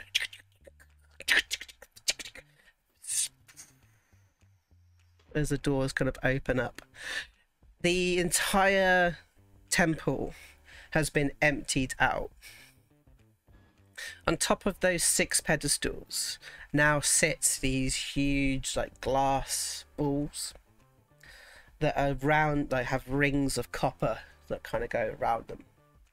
There are about 30, maybe 40 acolytes that are around that are preparing the space.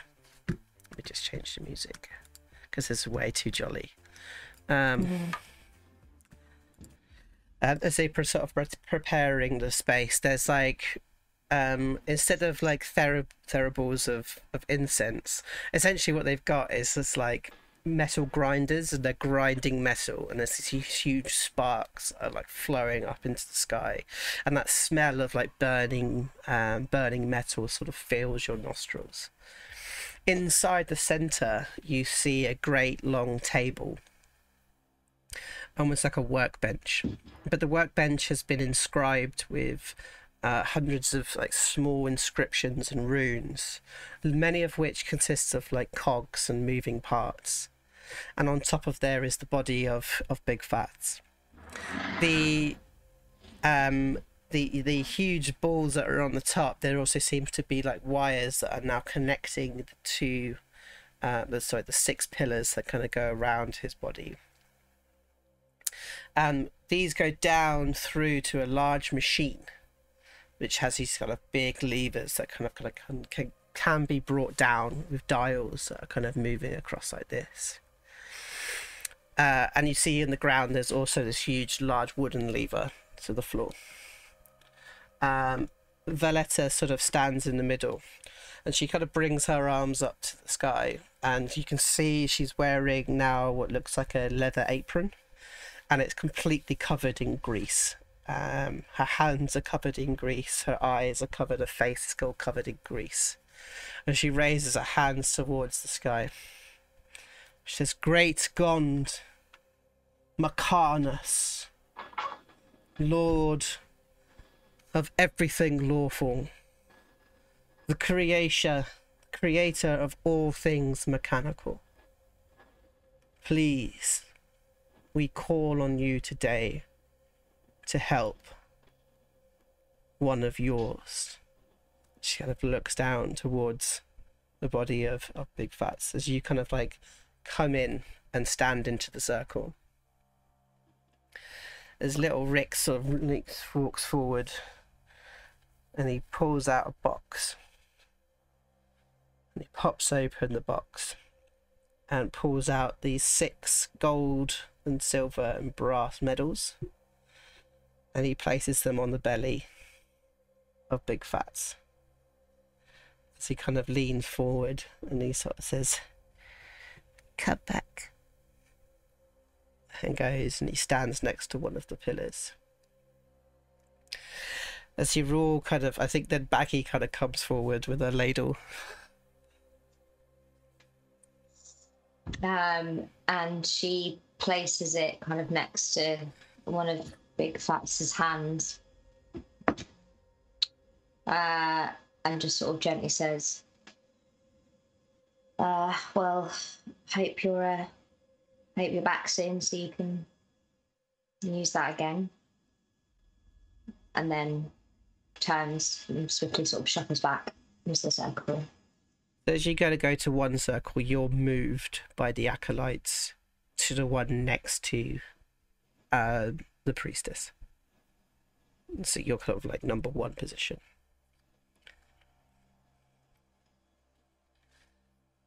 And Pups, you kind of walk up with the painting. Yeah.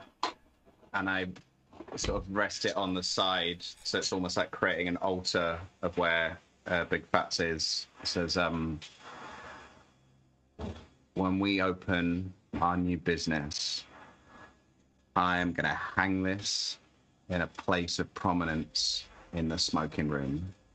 A room where every single surface, including all of yours, is going to be shiny as hell.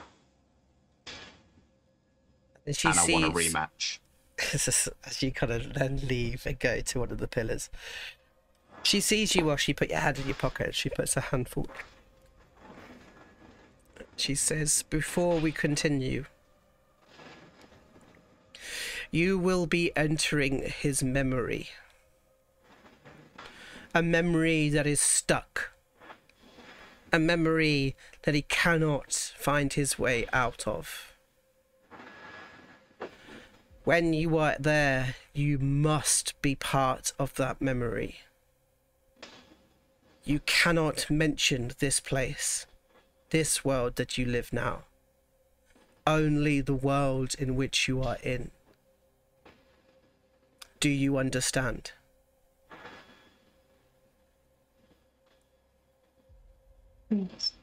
Yeah. Little Rex is like, yeah. She kind of brings her hands kind of down. Tick, tock, the clocks of time. Since the creation of the wheel to the creation of mechanical beings, to the invention of a soul. The movement and progression of God has affected us all.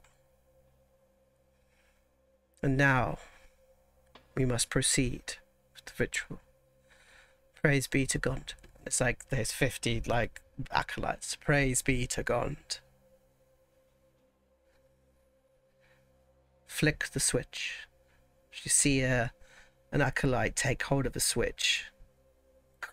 Close it down. Nothing happens. And switch 2. She holds the switch. Falls it down. Nothing happens. And the water. As one comes over and he pulls that big handle in the center of the floor, and as he kind of pulls it, we kind of follow it down as we see that it actually is connected to a bunch of cogs that connects to an artificial dam that releases water from underneath the city to start turning a great wheel, a great water wheel. As we see that water wheel begin to have speed above you, and the first ball sparks begin to spark through. As we see them go to purples and oranges and reds as they start to crackle above your head. One jumps and hits onto the metal golden staff that's sort of suspended from the top of the ceiling down, as it's sort of beginning to sort of jump from there. As we see an acolyte come over and hold on to a cable, and they place their hand out towards you, Baggi.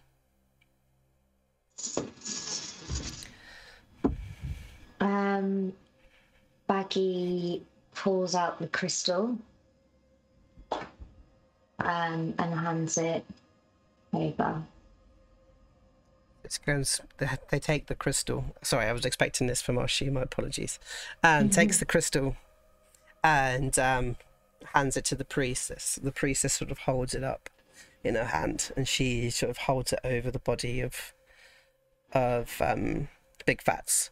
As you see, the acolyte continues with their hand towards you, and they take hold of your hand. As you pass your hand, sorry, Baggi, as Baggi, you put your hand across to Little Rix, and Little Rix takes hold of your hand and offers his hand over to Pups. Takes hold of it. Pups reaches out and takes hold of his hand, and you reach out towards Oshi. Yeah. Oshi takes his hand. That you take your hand and you offer it to the priestess, and she is then holding the crystal. As you sort of stand there, you see the acolyte Baggi, as they take a cable and begin to raise it towards the glass jar, the glass balls that you see. And as she does so, she just touches the glass, and this electric line comes down through the cable, through your body, through little Rix, through Pups, through into Oshi, and goes into the priestess as the priestess blasts it into the crystal. As the crystal begins to explode with energy, as the arcs jump across to the other glass balls, as they begin to fizzle and shine and glimmer in purples and oranges and greens. The electricity is bouncing across the entirety of the temple. All of the acolytes are in awe. Some drop to their knees as they begin to cry in seeing the miracle in front of them of everything they believe, as this crystal begins to glow and begins to pulsate. And as she said, the priestess stands and she says, to his memory you must go, to his memory you must succeed, to his memory you must fix. And she begins to sort of start these incantations. Okay, so I think then you feel that the energy beginning to sort of like wane slightly in your hands, as it's sort of like the pulses become almost regular, almost too regular. So Baggi, you kind of like feel this, and you sort of like, this feels as if it needs to be boosted, like the energy isn't quite enough yet. So you decide that you're going to try and force your energy from yourself to try and push it through. So could you do an Arcana check for me, please? Yes. Here it comes. 20. As you begin to kind of like focus in on this energy, this electrical energy that's pushing through your body, and you start to think about every single motion of movement of the physical world and its connection and the science and connection to the spiritual and to the magical.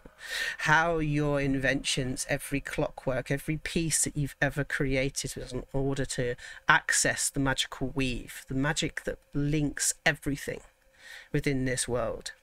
For you to create technology is an act of magic. All advanced science is seen as advanced magic for you. As you push that energy forth, as it buzzes through little Rix, it begins to push through, as suddenly there's a pulse of energy that kind of kicks into the crystal, as you see that it blows into like more greens and more blues this time rather than purples, as those sort of tints of like red sparks begin to sort of climb through. We feel the wind begin to kind of sweep around us. And Oshi, you begin to kind of feel it almost pushing you to the side, but it feels as if it's not pushing you directly to the side towards the priest, but more pushing you towards Phatts. As you look up, you can see there's a beginning of a swirl of air as all of that smoke from before begins to coalesce into clouds of smoke. But what you see beneath, even though the blues and the reds of the sparks that are coming through, all you see is grey. No colour seems to sort of emanate from this space. As you look up towards it, you begin to see the flashes. As you start to see a horizon within the smoke. As you begin to see cannon explosions. As you begin to see explosions of magic. Arrows fly across. You can start to hear the screams of men and women in fight, in war, the clangs of metal. As you look up towards it and you think to yourself, what is this place? As you begin to prepare yourself about where you're going to become, where you're going to go. Can I get a wisdom saving throw, please?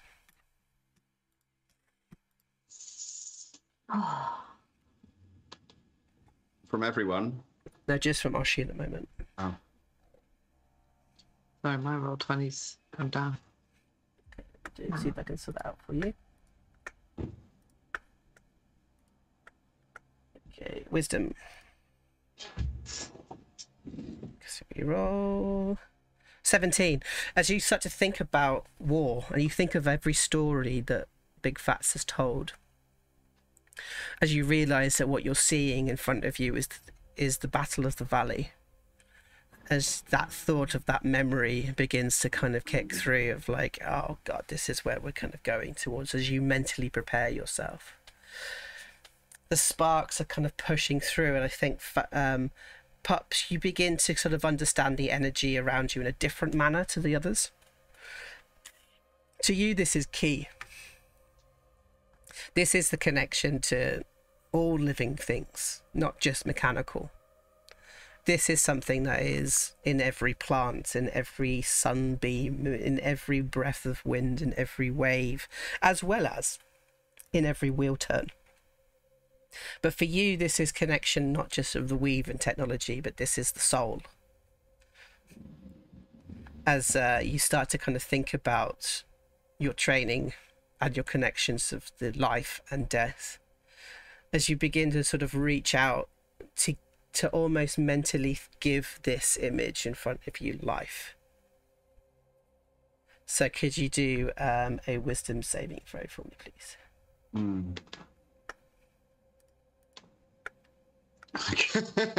So you begin to think. So I want you to give this life now then.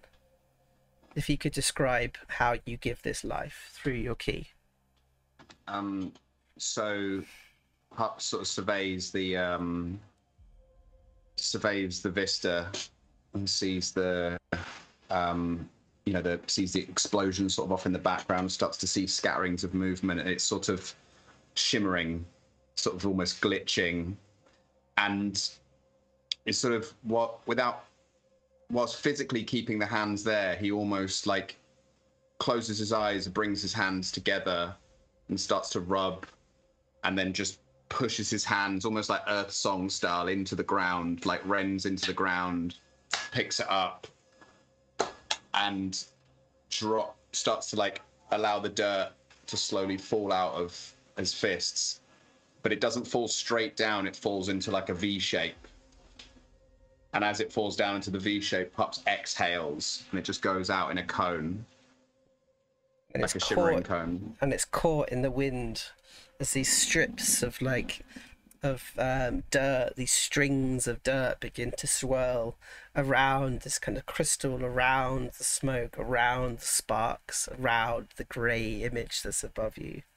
As we see them grow into like sigils as they swirl around the entire bodies, these circles with letterings and other cogs turning within them, all made out of dirt, as they begin to kind of swing through, as we see them expand larger and larger with each turn.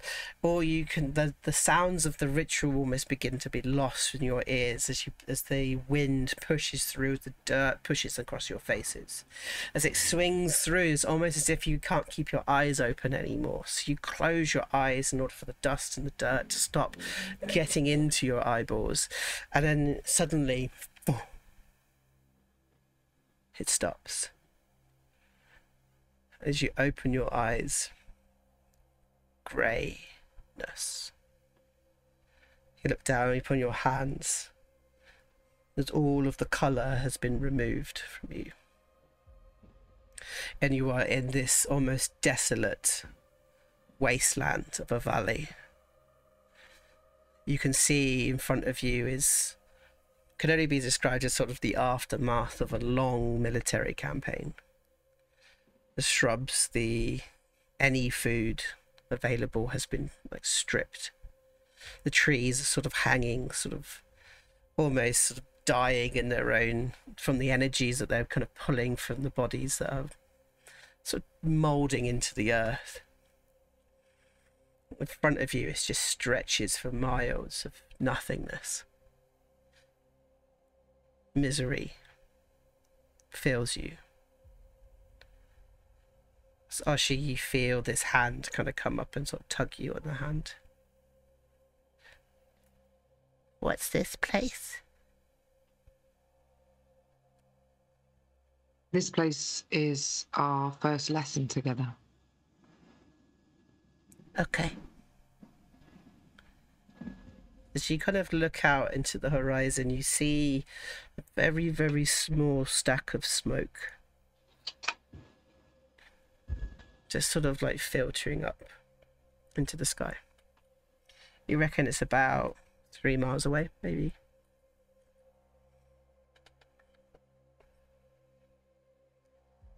Suddenly hear a scream. A good 500, maybe 1,000 feet away. So it echoes through. And then silence again. The lack of birds is what freaks you out the most. Doesn't seem to be anything here.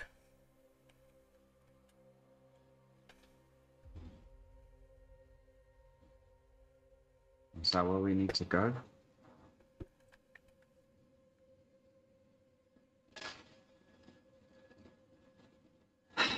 Towards the scream.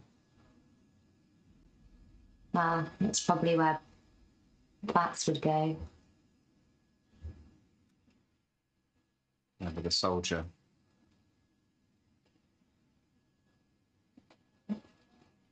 Let's head that way. Yeah. I think as we walk, Pups sort of lets his hand loose, and although he doesn't catch it, the camera catches how like the last bits of dirt fall from his hands up the top of his hands, but they're not dirt anymore. They're actually seeds, just like monochromatic seeds, as they carry on walking. So you're walking towards the screams. As you walk for about 20 minutes or so, you know, your feet every now and then stumbling into dirty puddle water, or like just sort of getting caught on a thorn bush and just being, you know, annoyingly injured as you go. As you sort of climb over the ridge, what you see is it looks like some sort of creature or a person has died a long time ago, and they're on a stake, and they're staked into the ground, and they look dead, however they're screaming. Oh. Are they beyond help? Do you want to go and help them off? I want to go and see if it's more merciful to kill them. Okay. So you kind of like see it screaming, and you go to sort of like put your hands towards it, and it starts going to bite you, and it's trying to bite your hands. Straight back. As you look up, and its eyeball sort of drops out, and a worm sort of crawls out of its eye. Its teeth are like browned and yellow, and its cheeks have been worn away. But it's like, "Arrah, arrah, arrah," and it's trying to like bite for you. As it then kind of goes back to screaming back on this pole again. It can smell all of you, and it wants you, but it can't get to you. As it starts kind of pushing forward, you see that its side begins to sort of split as it's leaning forward. As you see this. Back. Yeah, as you see this zombie sort of attached to a stake.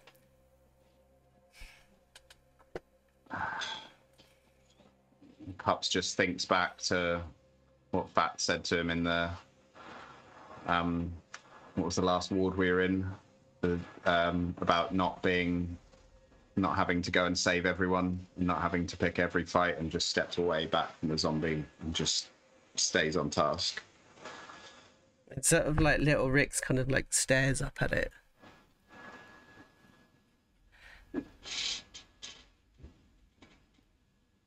As he kind of pulls out I suppose he's got a rapier at this point, or a little sword or something. Yeah, it's got Little cutlass.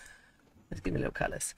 And he sort of like raises it up, and as he kind of like, he goes to sort of stab it, as you hear a voice that you haven't heard for a little while. As this sort of like this drawl kind of kicks across the air. I wouldn't touch that if I were you. And you can see the moment that little Rix wants to say something. He wants to say that it's Big Phatts. Careful. He puts his thing back. Sorry, Sergeant. We're using him as bait. Draws the rest of them in so we can take them easy when they least expect it. I see. And he sort of like... What platoon are you from? And he's addressing all of them.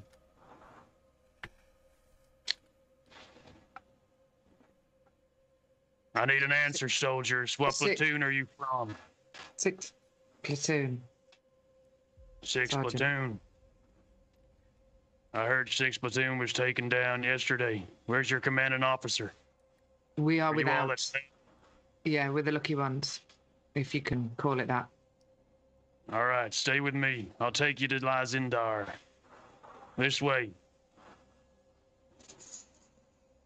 As you And all Bat sort starts of to march Mm. ahead, cold and robotic, with a cigar popping out of his mouth, looking faintly like Hannibal Smith from the A-Team. And he marches in a more military fashion than you've seen him walk before, as he beelines straight for a small, what seems to be cluster of spikes pitted into the ground, and then where like the a rest of his small platoon.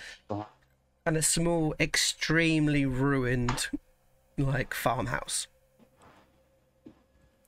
It's not. You couldn't call this a fort. In fact, when you kind of like make your way there, what you see that there is literally Phatts and 3 others that are currently survived. They've kind of made themselves a small campfire. Move over to the screen. A small campfire. And they've been able to kind of survive here for a little while. You can see that there is another kobold. There is an elf, and somebody who looks like they're human, except that they've got like extra fur kind of all over them. Extremely hairy, but also Yeah. very young looking too, and very scared looking, most importantly. He's like trying to make coffee by sort of using grounds of old coffee beans on the fire. As Big Phatts and the line of you could have come in. Do we recognize these people from Fats's guardians that come out when he rages? Yes. Okay. As you And in can fact, see, the- it's... Oh, carry on. The very hairy young individual who's making the coffee, you see their hand shaking violently as they're kind of looking to their left and right, and a noise is heard in the distance of cannon fire, and the hairy individual actually stands and goes to bolt and is grabbed by the back of the neck by Phatts as he pulls him round and looks at him, picks him off the ground and goes, Shifty, I told you, you ain't running. You are a soldier. You've been given your orders and you fight. You do not fight for the generals. You fight for us. Do you understand? You can see that he's struggling to kind of get the words out as this kobold kind of comes over and it's like, yeah, come on, let's go make your coffee. Come on, mate. And then kind of sits him down. And sort of like, he's actually, you see that Rix is lowering Big Phatts' arm. As in, like, put him down. Put him down, put him down. Let's take him away. I'll make a soldier out of you yet, boy. And he sort of, Rix looks up at you. And it's like, oi. We're already fucking soldiers. All of us.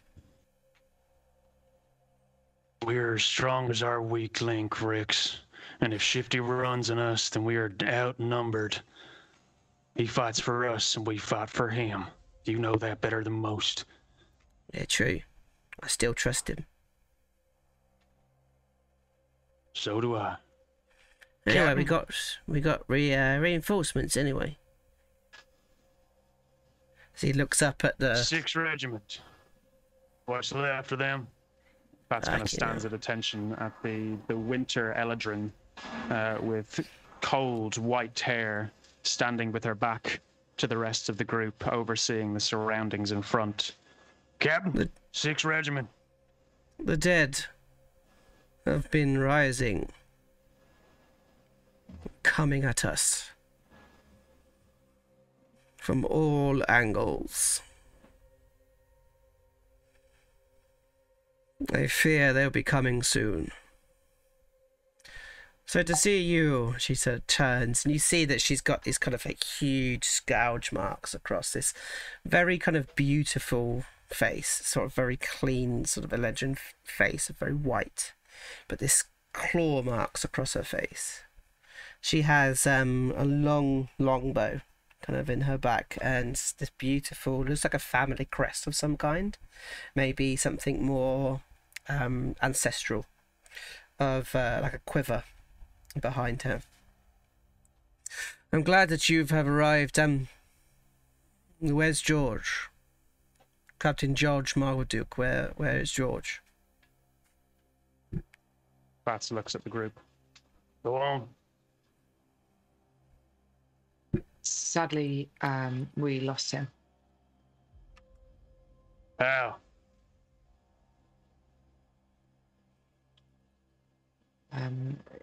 Invasion from the east, and they were too quick. But as we know, our Captain George, he was first into the foray.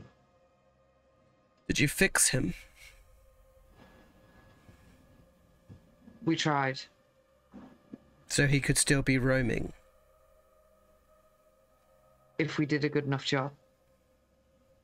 I see. And you? She kind of leans, looks over at you, Baggi. What sort of specialty are you? Mechanic. I see. Well, there's not much mechanical, and literally look around. The best technology that's here is a copper pot. But I'm sure that you have your basic training. Yes. And a cannon. I see. I made it myself. Please, could you keep that away from Shifty? Of course. He doesn't like the sounds. You can understand that we've been here for far too many fucking weeks. Wave after wave of the dead. They seem to be becoming more and more different each time. Not just skeletons and zombies anymore, but collections of bodies or spirits, or even the shadows themselves kind of seem to attack you. And stay vigilant. Yes. And remember your training. Captain. I'm not asking you to follow my orders. The only order is survive. Is that clear? Captain. Clear. If you have any rations, pop them in the centre and give them to Shifty. Try and make something out of it. I understand he makes a mean bean stew. Oh, I've got 10 rations. Drop that in. So, Archie, you can see that little Rix has not taken his eyes off the kobold.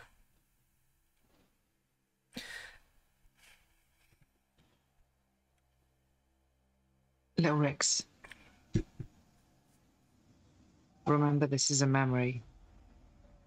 This isn't real. Don't think about it too much. Then you hear as little Rex looks over and it's like and the two of them begin to converse with each other. Anyone speak Draconic? Anyone speak Draconic? No? Nobody speaks Draconic. I thought Oshi speaks Draconic. Oh, I do. Okay, Oshi. Okay, you two. Okay, so you two understand, and what you hear is what clan? And Rick says, the Great Red.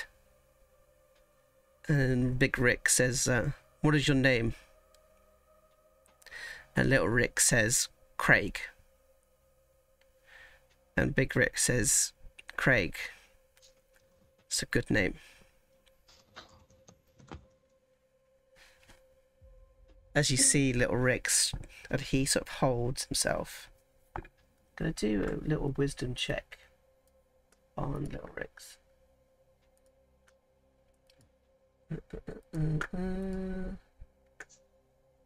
Big Ricks? No, Little Ricks, not Big Ricks. This is okay. She can't find his character sheet. Sorry, guys.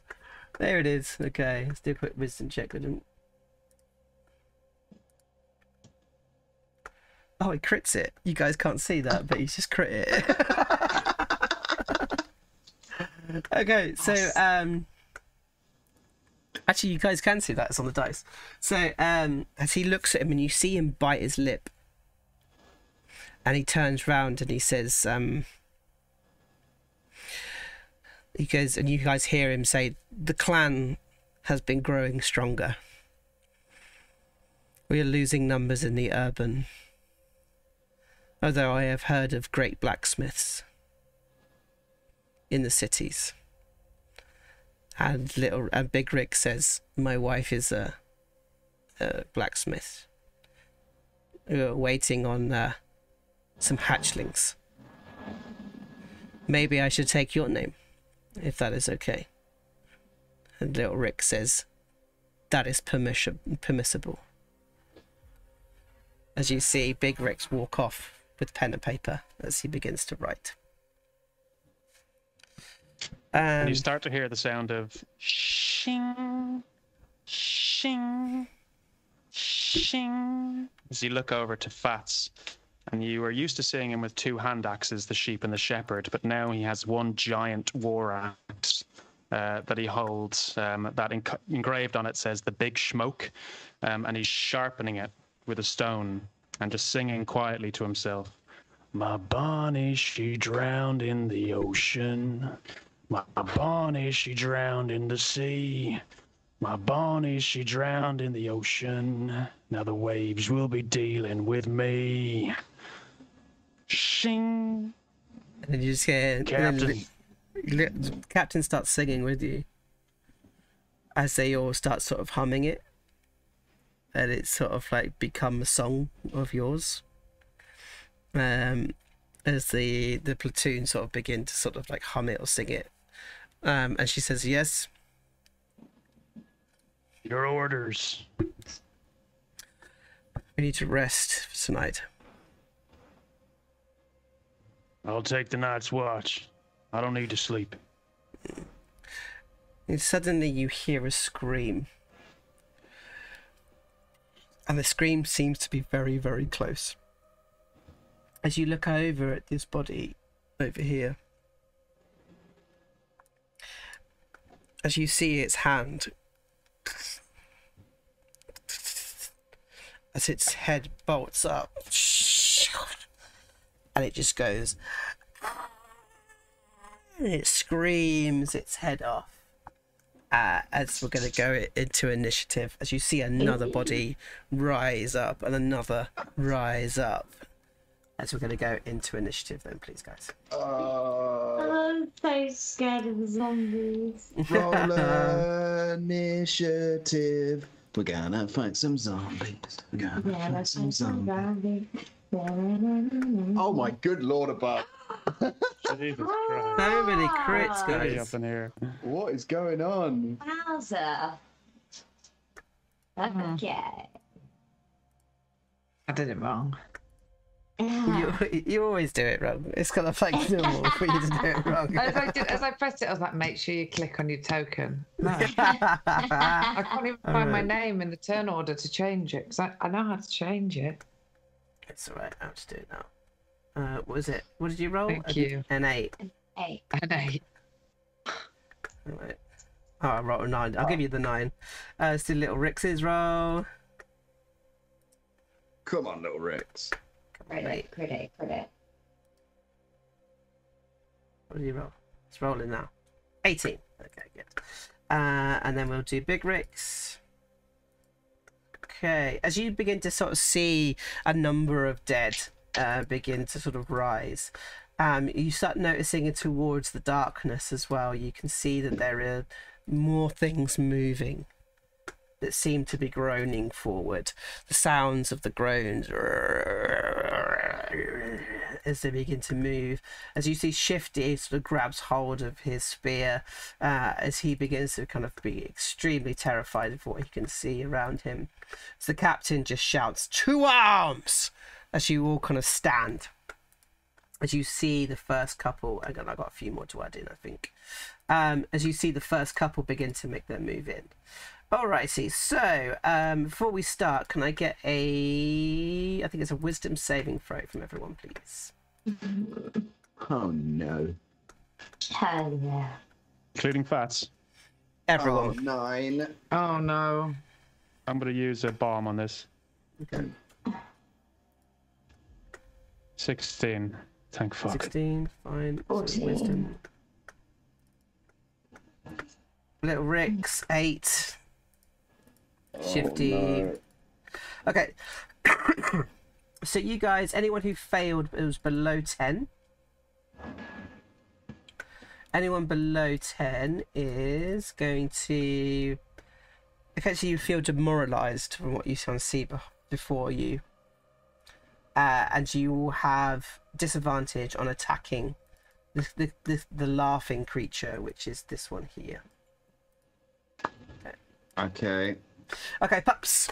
So you kind of have your first go. I'm going to put some battle music on, I think. I think I might go for a bit from Frost Maiden.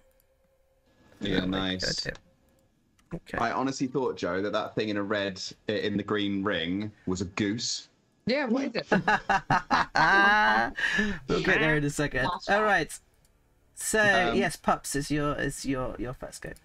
So Pups is going to go running along this wall, and like scared and demoralized as is, going to try and just take out the strongest thing, and just sort of leaps up, spinning the quarterstaff, and brings it down, crack on the back of the head of this laughing purple creature. Let's do the roll then, please. Yeah, no chance of any cinematic advantage for that. No. All right. Oh, 10. Another crit. Oh. Actually, it hits. It hits? It hits with a 10. Yep. Oh, nice. Okay. So we're gonna go. I'm gonna do the punch. Actually, we're gonna go with a kick 13. So straight in. Can we down. do do you want to do the damage of the quarterstaff first? Yeah. So 16. 16 total. Okay, great. So now you can describe it. So running along, jumps up, knocks it down, and plants the staff in the ground, and then almost like climbs up, flagpoles it, and swings round with the inertia, kicking it in the face as it goes. Nice. Okay. Good. Yeah, that's it. That's my turn. Okay, so Big Rix is going to turn around and he goes straight towards the skeleton that's behind him. And Big Rix is going to go in for his first attack with a spear, two-handed. And he fails on that one, unfortunately. So Little Rix then joins in with his father. As you see Little Rick sort of run forward. I am in the right order on that. Yes, I am. Okay, so you see Little Rick sort of see his father going to go for the stab with the spear. Instead grabs hold of the spear and swings underneath and goes to jab it under its rib. I'm just going to take the advantage because I've got advantages to spend, haven't I? Yep, I'll take off a DM advantage. Right. You've so got Rix, 4. Now you've got 3. Okay, so Little Rix is going to come in with advantage with his dagger. He gets advantage anyway. Go on the Rix. Go on the Rix. 18 hits as you see him plunge his little dagger into the side of this skeleton. Really lovely. Okay, so Baggi. Baggi is going to aim for this one. Yeah, the green goose. Because she's next to Shifty. So, as to not try and freak him out too much, she's just going to use her light crossbow, pulls it out and loads it up, fires it, and it's 23. Yeah, that hits. Ooh, hits for 7. Hits for 7. Okay, good. And then Baggi is actually going to move 5, 10, 15, 20 to about here. Okay. And wait there. Okay, good. Let me just check something. These things are horrible. 15 feet. Okay. Good. All right. Big Phatts. Phatts kind of rises from the ground to his full height. Axe kind of standing on the floor, and he walks hulking towards the one that Rix and Little Rix are fighting. Bring back my Bonnie to me. And he comes around into flanking position of the one that Big Rix is fighting. And as he gets into position, he turns and swings his great axe up and tries to two-hand Big Schmoke his ass. Okay, it's gonna be good. Bonus action rage as he's doing it. Okay, that sounds good. So he's going into it. So I get advantage. 16 to hit. 16 to hit. 16. Yep. 16 hits. For 15 points of damage. Oh, I just haven't got your rolls come up on mine. That's weird. No, me neither. 15, did you say? Yeah, 16 to hit and 15 points of damage. 2 rage plus 13 bludgeoning. There we go. So what does that look like? Do you slam down? What does that look like in terms of? Oh yeah, cool. It's a straight decapitation. The force of the swinging the axe up into the both hands, just cleanly head straight from the shoulders, and the force of the swing spins Phatts around in a kind of 360 as he plants himself and stops with a kind of robotic halt and faces the laughing one. Bring back. That's Phatts' turn. Great. So as you sort of do that, you look across and you see your goose, by the way, guys. You see that this is actually a collection of different body parts that have kind of created a sort of a hand walking thing of claws as it leaps across to Big Phatts.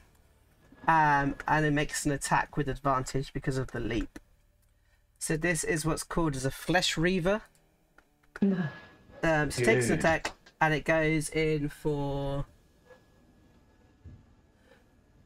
yes, goes in for a consume flesh, which it misses. But however, could you do a strength? It's advantage, isn't it? 16 it hits. is.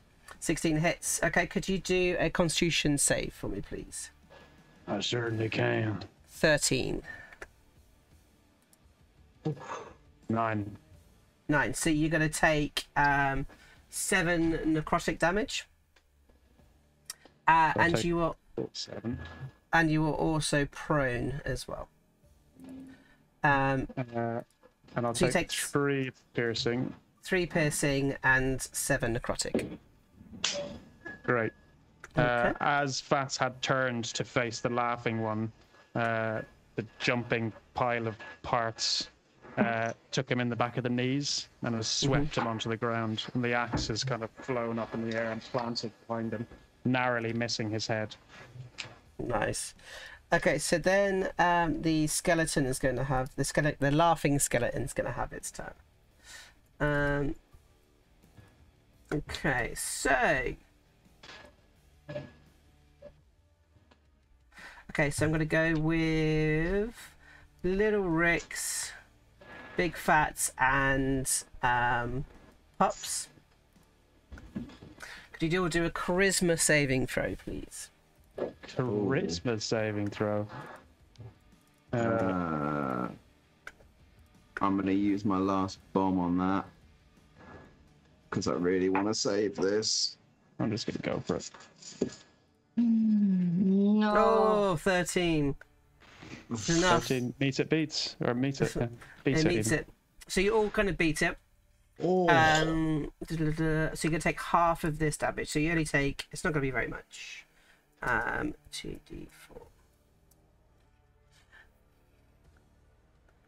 Oh, my apologies. You do actually take this. My apologies. Hang on a second.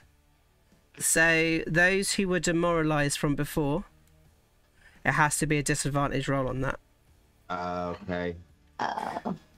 So little Rix fails it. I think I succeeded. Okay, Pups, you failed. So okay, so they're going to take 8 each. 8. Okay, so little Rix is going to take 8 necrotic. As the laughter sort of reminds you of kind of the death and the horrificness around you, not only just around you, but also those that you have lost in the past. Okay, Lysander. Lysander's going to take a step back, and she's going to aim towards the laughing, cackling one. And I think that's probably the best plan right now. Let's get rid of that fucking laughing one. And she takes 2 shots with her longbow. 1 and 2. Ooh. Both of which miss.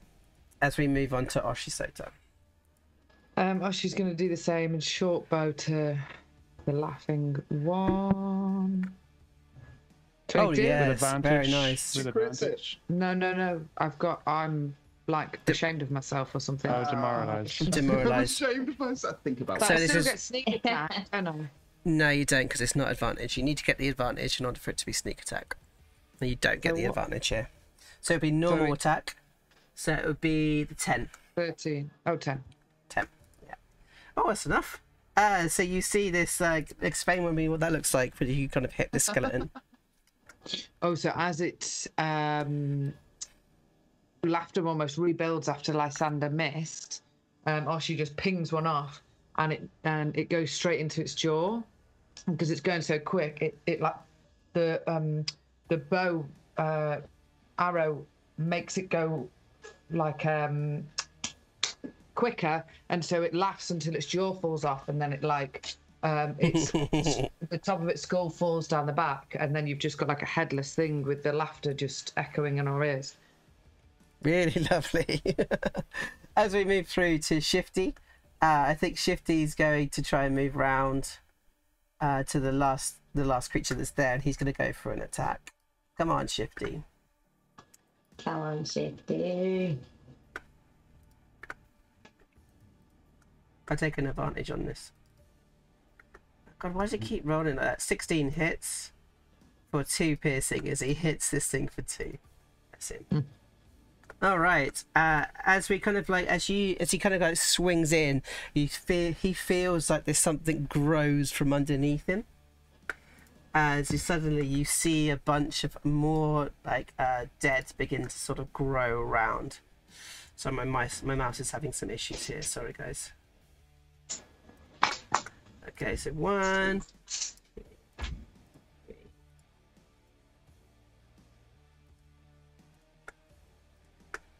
Oh gosh, how many are there going to be? Oh, that many. Right. Actually, I'm gonna bring that one in as well. Okie dokie. And we're through to... oh, the skeletons do actually get a go here, but I'm going to ignore that. So we're actually in the next round. So, Pups. Oh, okay. So am I still demoralised? I think you are actually. No, that creature's dead. So no, Because it's dead. that is dead. Okay. So yeah, knowing the danger of that, then I'm going to come up to. I'm presuming this is another laughy one. This one.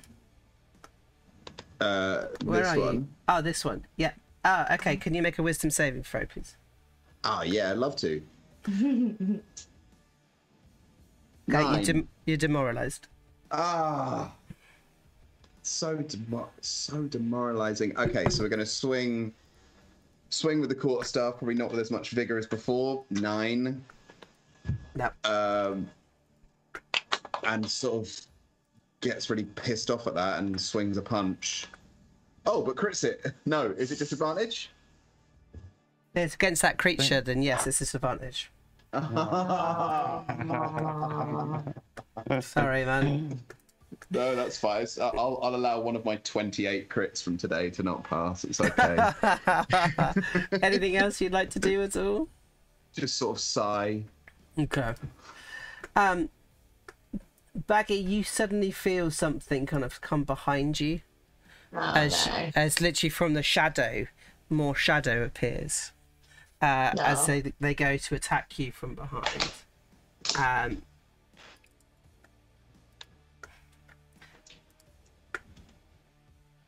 Fucking hell, that's a lot of dice. Yeah.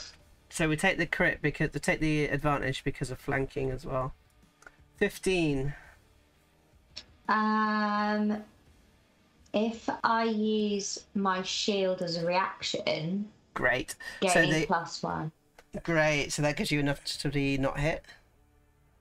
Oh, actually, no. It would still meet and hit. Ah, fuck. Okay, so you take 9 necrotic damage. Is your AC only 10? No, it's 14. Yeah, but see, shield goes Shield gives you +5. +5. Does it? Yeah, I was about to say, yeah. Oh, well then, yeah. Great. So you see this this hand comes forth and tries to kind of go and tries to like swipe at you as you turn and you press your button, and it's like, and it sort of like clicks up and essentially cuts their hand, removing it from its body, and as it sweeps back and stopping you from being hit on that particular round. Lovely. All right. Have I got another shadow in play? Let's have a look. No, I think that's not in yet. Okay, good. All right, Big Rix. So Big Rix is going to run towards this skeleton and is going to go in for an attack. He doesn't get pat tactics from where he is, unfortunately.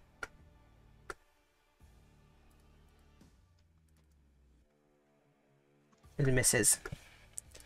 But Little Rix is going to come round. Actually, no. Little Rix is going to go and try and attack this thing here by moving here to get his pat tactics. So he's going to try and attack this creature. His dagger. You take it with advantage because of pat tactics.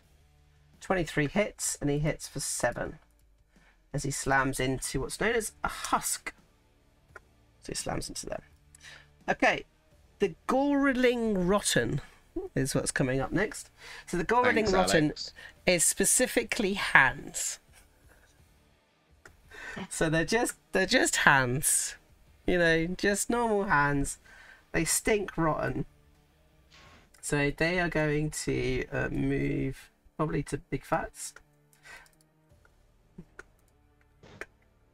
Oh my god, so many. Okay, so I need a Constitution saving throw from Little Rix, Big Phatts, and Pups, please. 15. Yeah, that should be fine. Why isn't mine rolling? That's weird. Oh, Yeah, there you go, 20. Yeah, great. And 20. Okay, good. And 19 from Little Rick. So you're all fine. You'll be attacking me with advantage because I'm prone. Okay. From the stench that is coming from these things, as it goes in for a slam attack against Big Phatts with advantage. Oh, 15. The miss. Misses as his sort of like hands sort of slam across and completely miss. The husk that was just attacked by Little Rick. So I'm going to show you what this husk looks like. Is that right? No, that one. No, cancel. I'm trying to figure out what the button is. That one? No. No, I can't figure out how to show you guys. Sorry. No, never mind. But the husk is going to come in for an attack. The husk looks as if it's like a body without any bones. So it's got like a big cut down its body, and it's just like flapping, essentially, as it goes for an attack on Little Rix. It's going to go for a smother attack. Oh, Little Rix. And it misses. As you see, it's like it tries to kind of wrap itself around Little Rix, and he ducks underneath and kind of gets around it. Okay, any more husk? Oh, there is another husk. Okay, we're going to come to here, and it's going to go in for an attack on Pups with advantage. Gonna miss, I think. 16 Miss. misses as it misses through. Okay, Baggi. A quick question. Whereabouts is my cannon? Okay, we can bring it up where would you want it? Well, I was here initially. Oh, I can't see that because it's being annoying. Oh, there we go. So I feel like it would have been there. So I would quite like to. Let me think about how I'm best going to do this. Can I disengage as my action? Mm-hmm. And come to 10, 15, 20 next to Oshi. Mm-hmm. And as my bonus action, I will tell my lovely Thumper to move forward and basically go kaboom in its lovely cone. So I think it can move 15 and it comes down a cone. So my aim is for it to obviously hopefully get these two. Yeah, sure. The Oh, 15-foot radius. I don't know if it will get both of them. Oh, okay. It will get one of them, but not both of them. Okay, I'm not going to accidentally get this person here, am I, if I do that? No, you'll be fine. Oh, okay, cool. So, Kapowie, Flamethrower, Bajoong!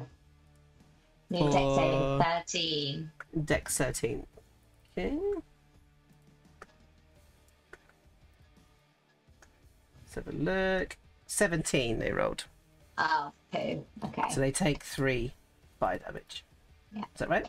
I believe so, yeah. And I think that is all I can do for now. Okay, Big Phatts. Phatts still on the ground, having been taken out in a pile of a mixture of blood and mud and decaying flesh.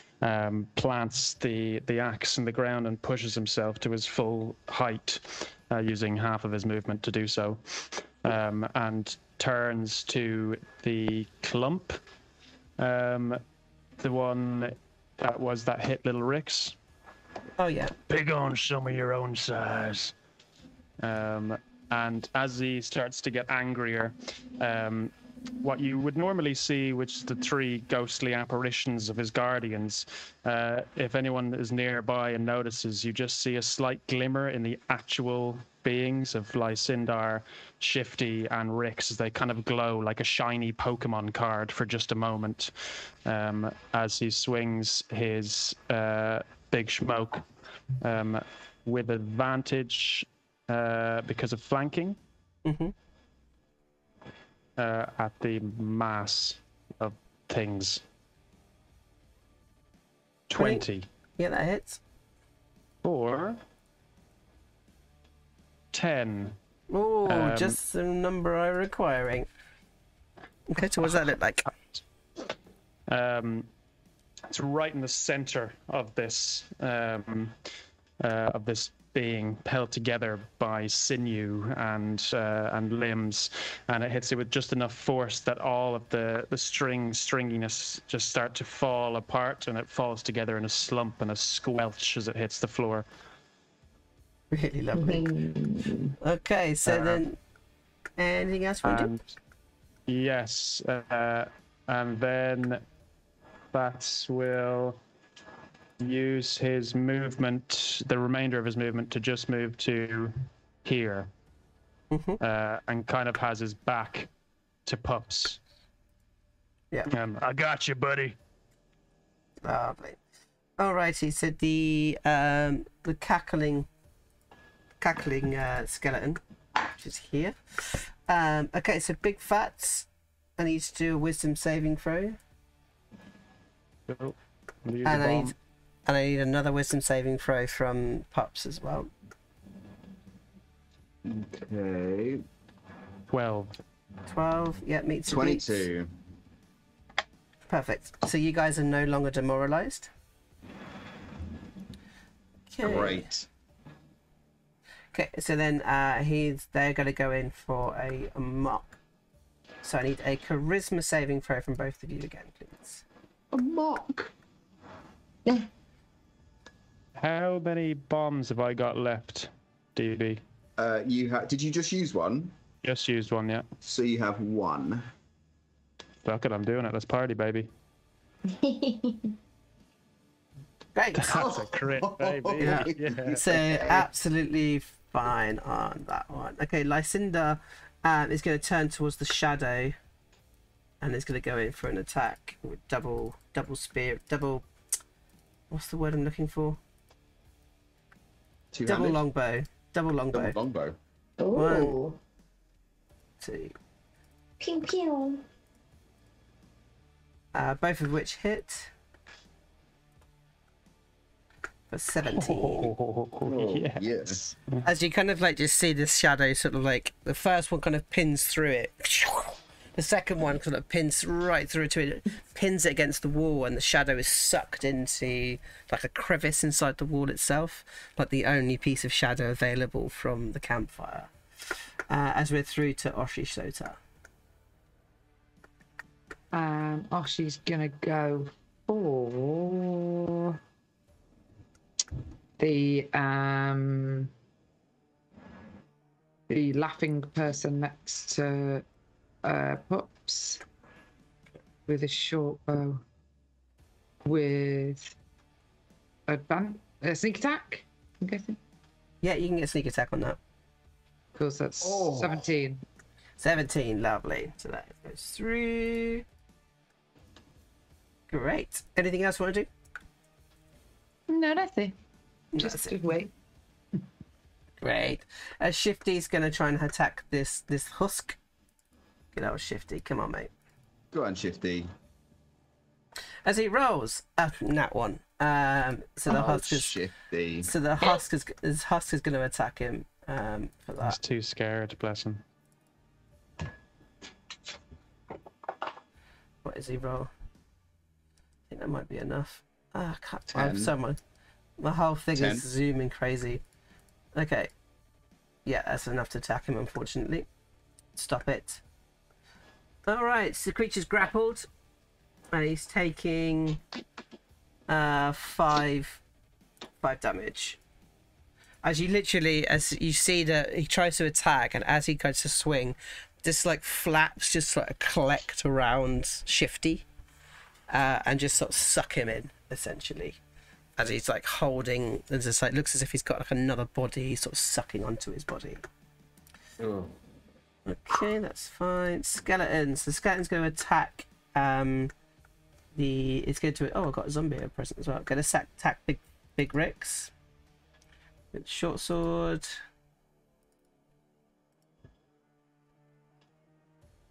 $19 hits, so he hits for 6.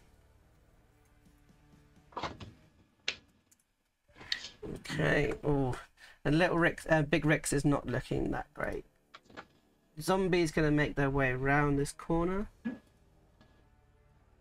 and comes towards. Actually, yeah, it's going to go to Big Ricks. It's going to attack Big Ricks as well. God.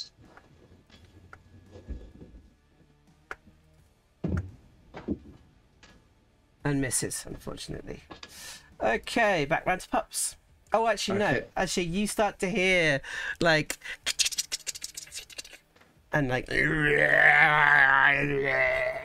as you look up, you see that there is, like, this huge, like, collection of bones that seem to be kind of marching forward. As a clump. There we go, good. all the way over there. As you see this sort of clump of a swarm of skeletons sort of march forward. You see another one of those sort of collection of arms sort of moving up. Another Oh my God. zombie. And finally you see some, like a skeleton in a nice, and a good, nice hat. Then, Big Phatts, you suddenly see like this gaseous form sort of grow next to you.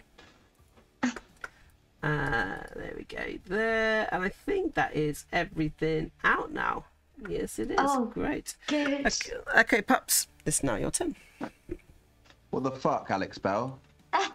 What the fuck? Can I just really ask, did Oshi have her go on that last round? Yes.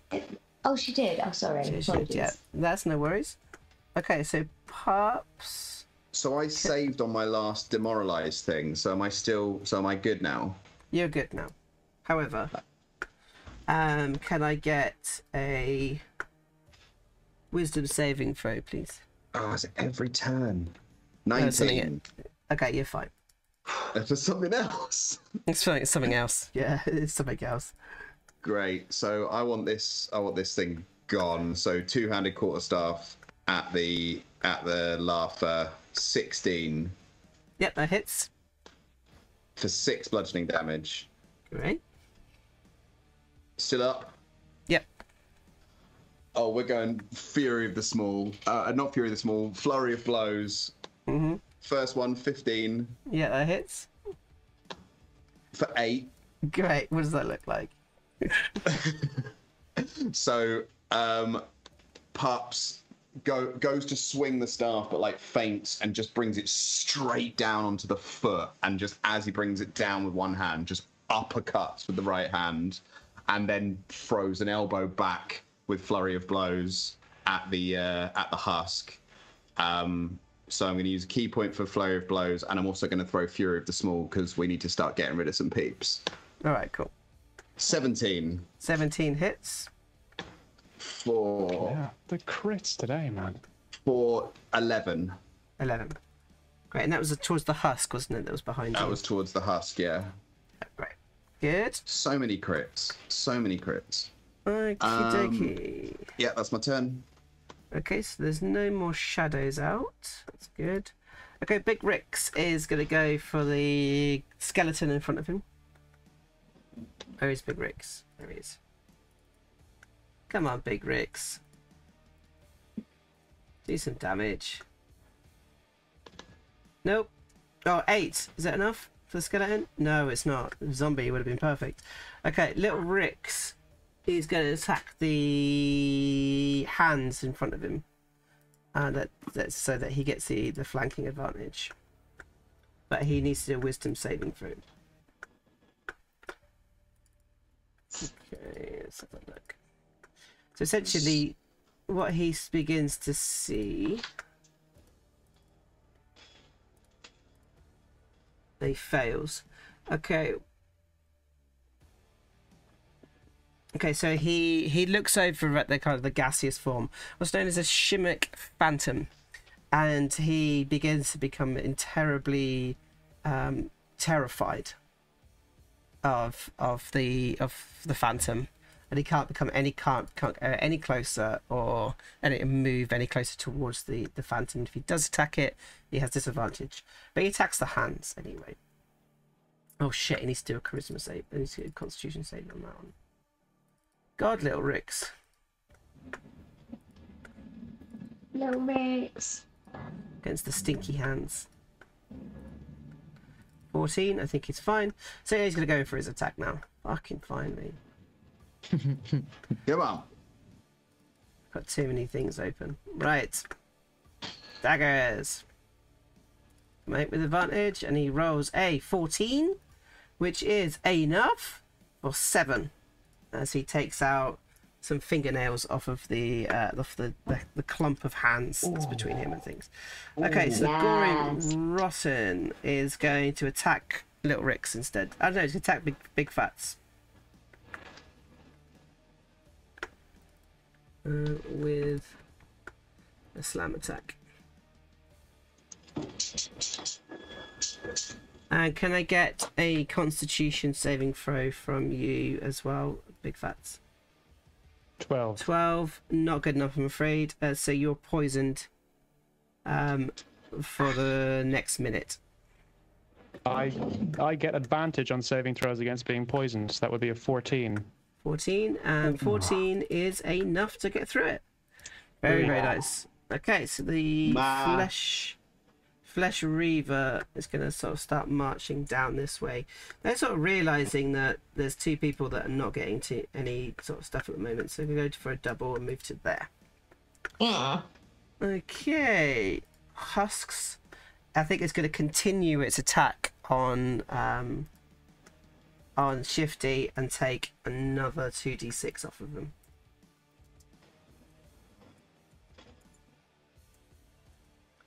So we're going to do 4 plus 2, so 6 of Shifty. Oh my god, and Shifty's not looking great. Okay, Baggi. Oh shit, there's another one. There's another one. I need to do another attack, sorry. Against Pups' mother. Cool. Miss. It misses. Okay, so Baggi. Well, Baggi doesn't like the look of this thing directly ahead of her. So she's going to pull out her great axe and just try and slice it straight down the middle. It's a 12. A 12 meets it hits. Oh yeah. For 4 slashing. Very nice. Good. Anything else? Bonus action. Little Thumper's going to come here and try and kaboom it. Okay, to your dex save. Yeah. That's the one. Oh, nice damage if it fails. Succeeds. Never mind. I think that's all I can do. Okay, Big Phatts. I bet you're handy with a blade. As he swings his great axe in 2 hands, takes it down on the fucking group of hands. Two-handed skadunk for 25 with a crit. Very nice. So this I think it's going to be enough. Yeah, tell me what that looks like. Splits it right down between these two and causes the hand to just go and a smell of gas, like a puff of like kind of bad odor kind of like puffs out like from that of a mushroom or something. Lovely. Anything else you want to do?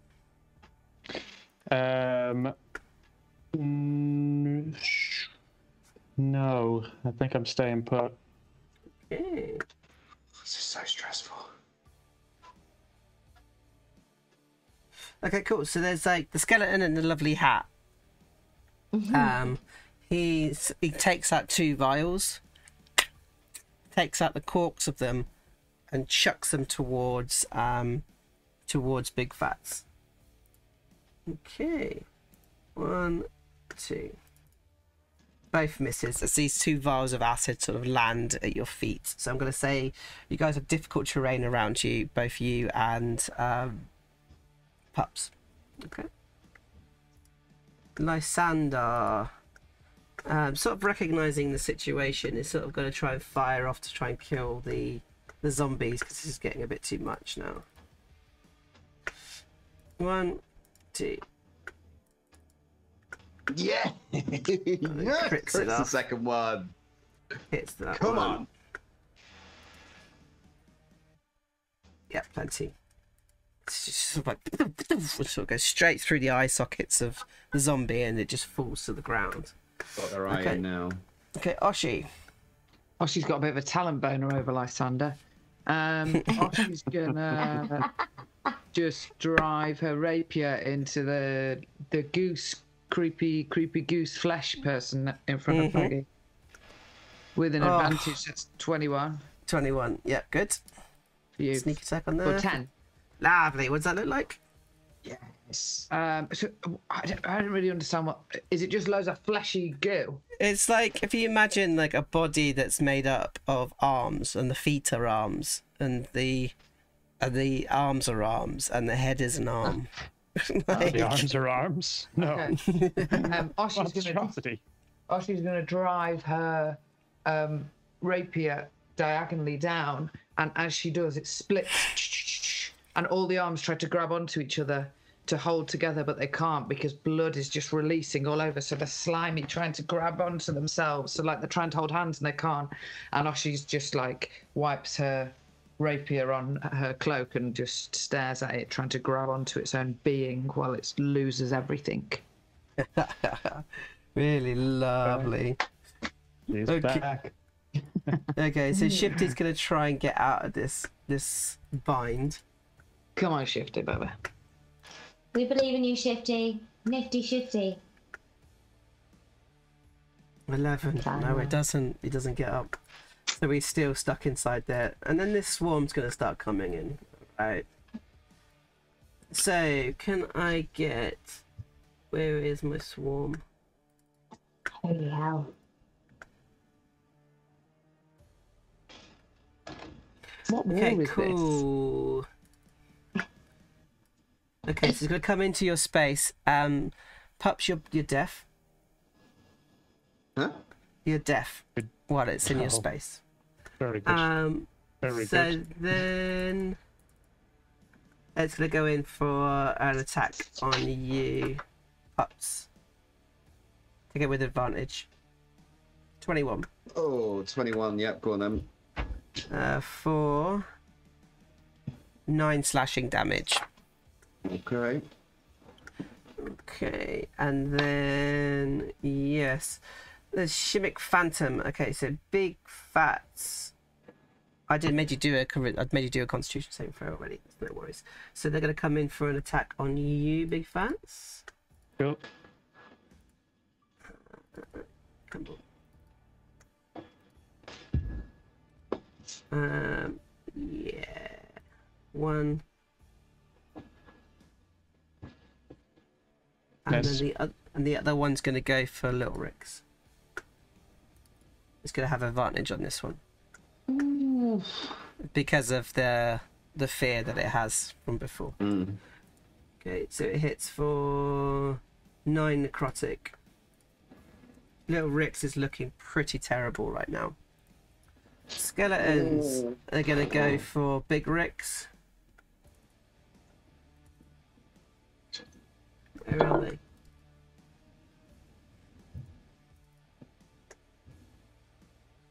Oh my word. Oh, okay. As you see the skeleton sort of rise over and just slam into the side of Big Ricks. As we see it go into the shoulder here and slice across. As we see Big Ricks sort of fall to the ground. His knee kind of drops into the kind of the wet puddles of this grey world, and his blood, that grey blood, sort of squirts out as he begins to fall. Zombie is going to move to here. And he's going to have an attack on Big Phatts.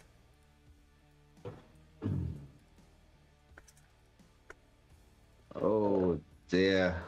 Oh dear, oh dear. Oh dear. Dear. Oh dear. Okay. Oh, I could take that as advantage. I will. So I'll take the 25 All right. for 5. Oh, Okay. I'll take the 2. Take the 2. Okay, back round to Pups.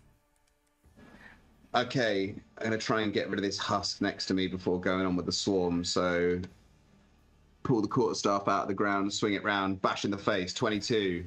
Yes, that hits. 12 bludgeoning damage. Very nice. We'll describe what that looks like. That just like a swing with one hand, take the second one, and just straight across the head. The head goes careening forwards and lands on the point of Oshi's rapier. Very nice. And then turns round and flurry of blows at this swarm that's at me.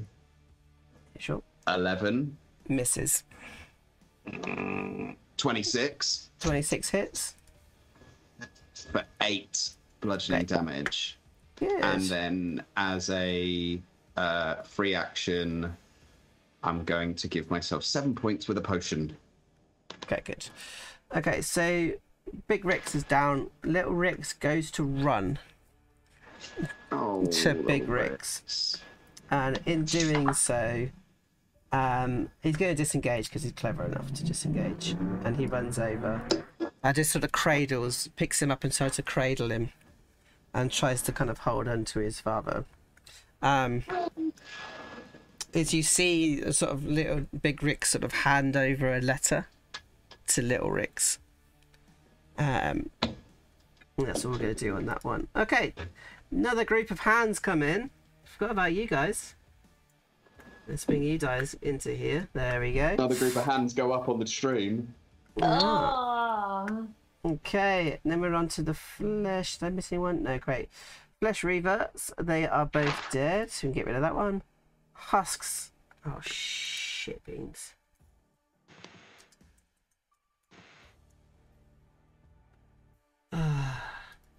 As we see this kind of thing wrap around Shifty, and then it's sort of like there's a crack. Oh.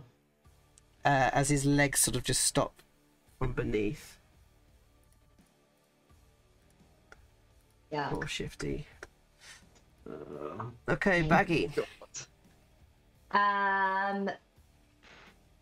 Having just probably heard and seen the crack, Baggi is going to pull out her spyglass and twizzle with the nozzles and cast Firebolt at this bastard. And we are hoping for the same dice rolls on each so that it will hopefully jump to another enemy. But let's see.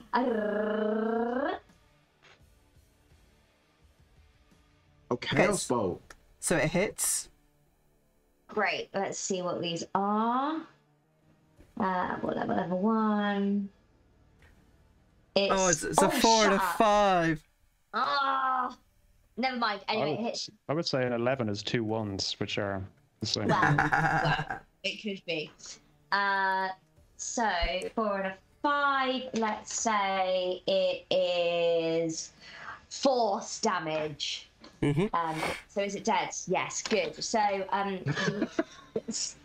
just really glad. So basically what happens is out of the spyglass comes this huge, you almost see the air ripple, you know when it's really hot and you look ahead and you can like the distance looks like that, it's like that comes out of it and just goes right into the center of it and the whole skin just flaps open. Like imagine like just if you ironed out a person and it just flies back like 10 feet and just lands almost like paper on the floor. Very, very nice. As we see the body of Shifty sort of drop then because it's no longer being held and it falls forward. And as a bonus, the cannon's going to go over here and fire at this bastard. So yeah, we need a dex saving throw. 13, come on. Fail that dex save. I'm going to give you a DM disadvantage on this joke. Oh, so it rolls a 10 instead. So it fails. But it takes 13, so tell me what that looks like. Amazing. So it goes, and it's almost like the cannon looks back at Baggi, having just seen what she did and taking out a person. It's like, yeah, I can do this. And it almost goes, but very like mechanically, like, and it's just this huge puff comes out, and the skeleton's bones just completely disintegrate and fly all over the place. In almost a beautiful tinkling sound, like ivory keys. So I think the bang from the force damage from the husk makes you, Big Phatts, whip around and see Shifty drop to the knee and fall. And then the explosion of the fire makes you turn and you see Big Phatts, Big Ricks on the ground of Little Ricks sort of like shoulder holding him up as you realise that 2 of your platoon have fallen. And Phatts has a split second of stopping in his tracks before the situation is fully understood by him, and he just shouts a murderous shout of "Ricks! Shifty!" and steam and smoke starts to come out of every single crack in his armor as a small fog starts to envelop the space around him as he takes his war axe, and he's going to swing it to the green ooze thing, and he's going to do it recklessly because he's fucking pissed. So that will give him advantage, or them advantage on him, but fuck it, let's party, baby. 17 to hit. Yep, that hits. For 12. Nice. Okay, anything else you'd like to do?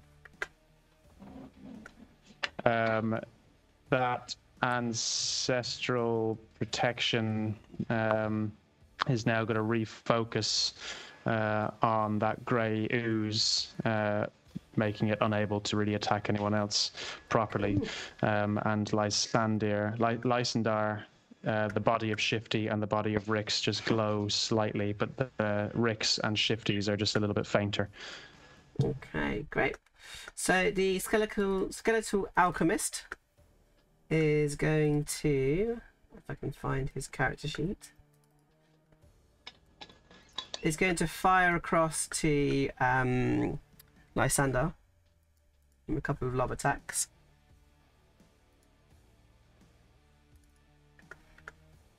Okay, 13. So one of them hits for 7 damage. Okay, and then we're around to Lysander themselves. So they're going to then fire across at the alchemist. I think that's probably the best thing to do. Longbow, ka-chow, ka-chow. So 20 hits. For 7. Okay, Oshi. She's also going to go for the alchemist. Oh no, she's not. That is such a lie. She's going to go for the green smug with a short bow. 22. Yeah, that hits. For 19. Oh, Very, yeah. very nice. Good. So as the bow fires through, just it all disintegrates everywhere, and then I guess, do you reckon, like, I don't know, like acid rain almost would drip to the floor? Yeah, it's still alive, so it's still going to keep going. Oh, it's not even dead yet. I thought you were looking at me to say what happens next. But yeah, no. Oh, okay. Well, we're going to keep going on it. What's steady aim again? So steady aim is that you can spend your bonus action to aim to give you advantage on the next attack, but you can't move when you do so. Okay. Could I use I don't know if I'm allowed to do this, a second attack but without advantage? No. Okay. No, because I don't think you can do a ranged offhand. Okay. It's essentially what you're talking about, really, is using an offhand attack. Yeah. But I could do a rapier if I was up close. Yeah, I'd allow that. Yeah. Okay. Cool, thank you. That's all I'm going to do at the minute. Okay, so the skeletons are coming to it. Big Phatts, you are now also deaf. I'm going to go in for an attack on Pups. To get half its hit points. Yeah, it's got more than half its hit points left.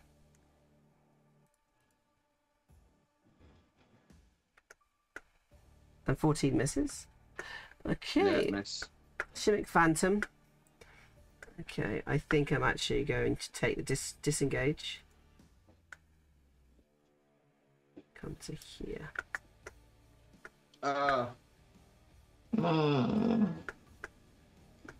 Just remember, it's going to have disadvantage on that attack because I've ancestral protected it.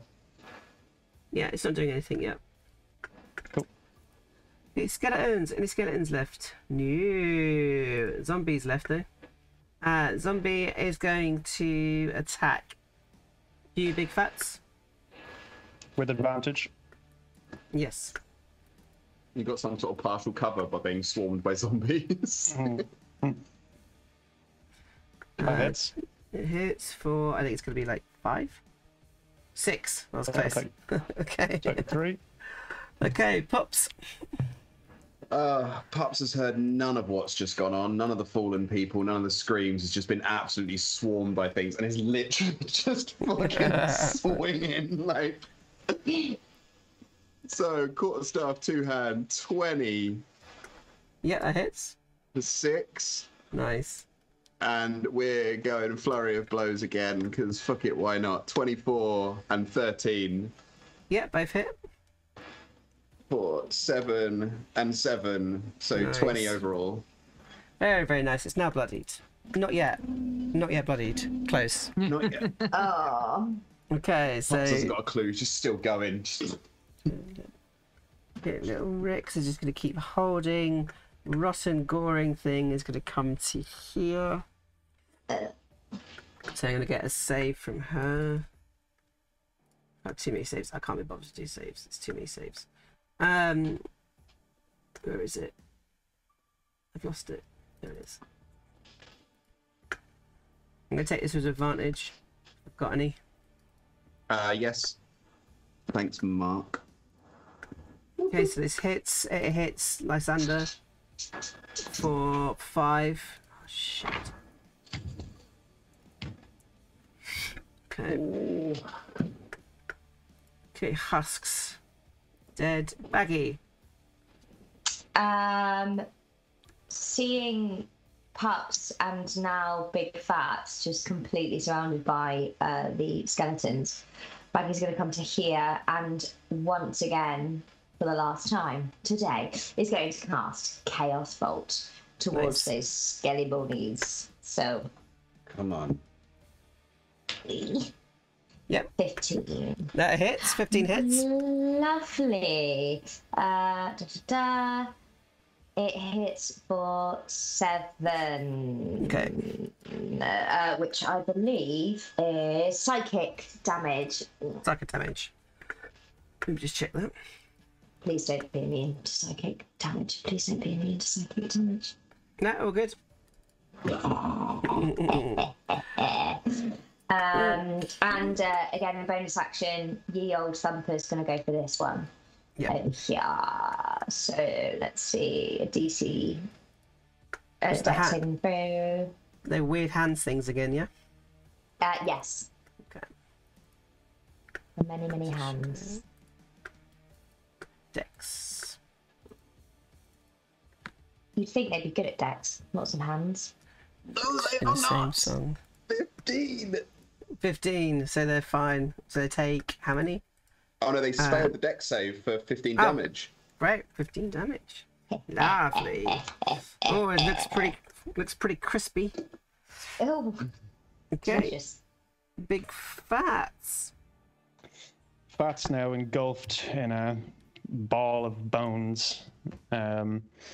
Occasionally seeing glimpses of a masked goblin beside him and feeling a faint level of solidarity despite not knowing who the fuck he is going to swing the big smoke two-handed. Is going to attack recklessly again because he is not thinking smart.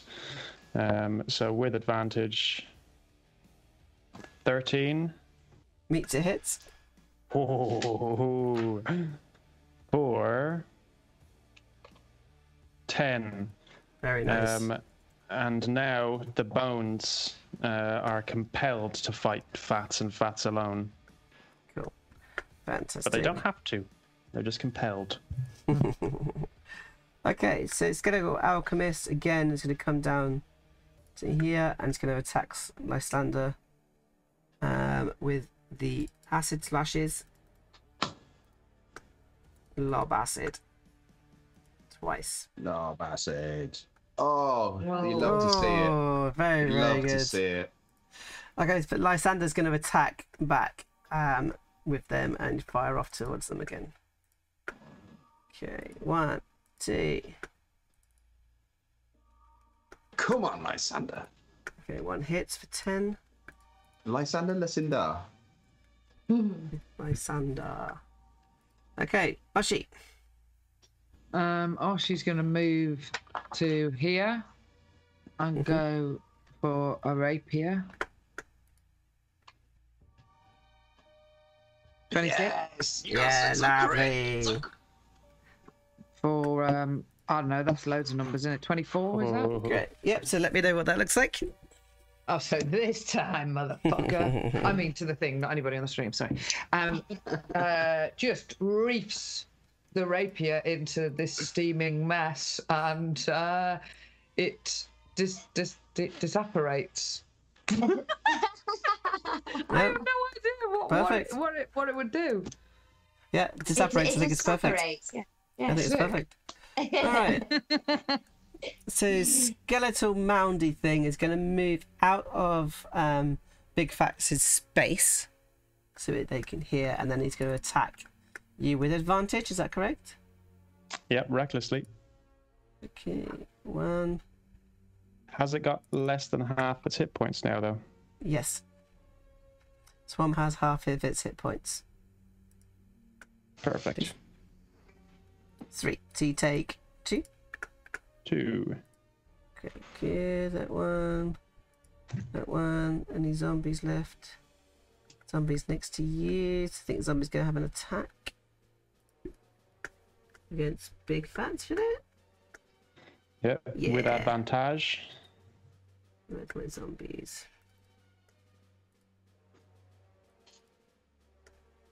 Ah, double fails. Do I take an attack on it? Yes, I fucking do.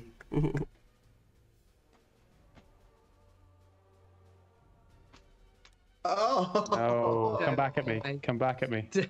No, I'm not going to do that. Okay, so, Pups.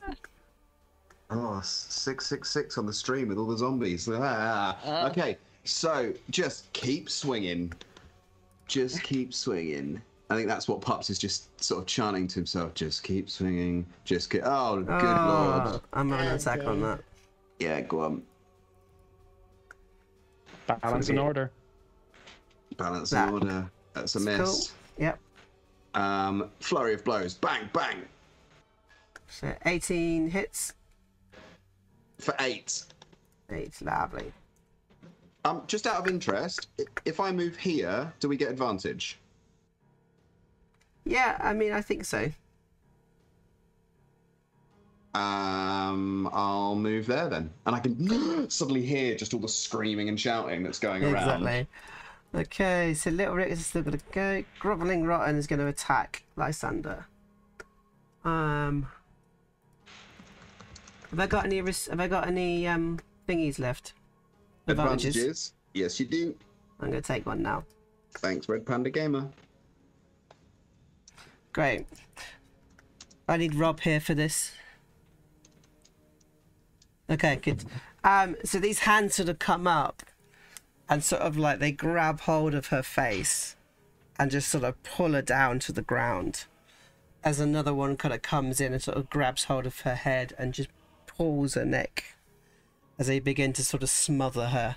You kind of like look, now that you can hear things, you can kind of hear her scream as you look around, as you see your captain fall. Her screams sort of like push through and emanate through to it hits you in your ears. As you have a second to react, as you sort of see across, seeing your whole platoon sort of destroyed by these creatures. You pull out your blade as you begin to swing into the skeletons around you, screaming their names as their voices sort of cast through, rippling through this memory as you slice into another skeleton, swinging round and slicing into a zombie, just trying to make your way there as it ripples through, as you begin to start creating connections, points of references. As you ripple through and out into the smoke begins to kind of crackle through, as we hear electricity beam through and arc into the memory itself, as you crackle through into your back into the temple. As we look down at Big Phatts' face, all of you are now back in colour. It looks as if none of you have even left this space. The shining, bold armour of Big Phatts as a smoke ring bunches out of his mouth. And he sits up And he looks over to Baggi, and his legs flick off the kind of plinth that he was on, and he stands to his full height and reaches out his hand. And at first, Baggi, you think he's going for your throat, and the memories flood back of the time that you fixed him. And his hand slowly turns to a palm facing up. Got it, light. As we fade to black. Good, good. Well done, everybody. I hope you enjoyed yourselves. I'm sorry we went on a little bit later than we expected. I think that battle became a little bit more complicated than I expected. So I hope that you enjoyed yourself. Good. That was epic. So sick, Joe. That was so good. Good. I'm glad you enjoyed yourself. So we will be back. Oh God, no! I'm confused. What day we're coming back? We are back Friday. This time next week, Friday the 18th of June, 7 p.m. Lovely. We're doing 3 Fridays in a row because we are fucking nerds. Yes, mate. So I will see you guys next week. Keep an eye on socials for like any fun stuff. Join us on the Discord if you want to keep chatting, and we shall see all you guys next week. So as usual, keep planning heists on your landlords. Steal anything from any house you ever rent. You must steal everything. That is the rules. Yeah, I love you all, and I'll see you soon. Okay, bye. Bye.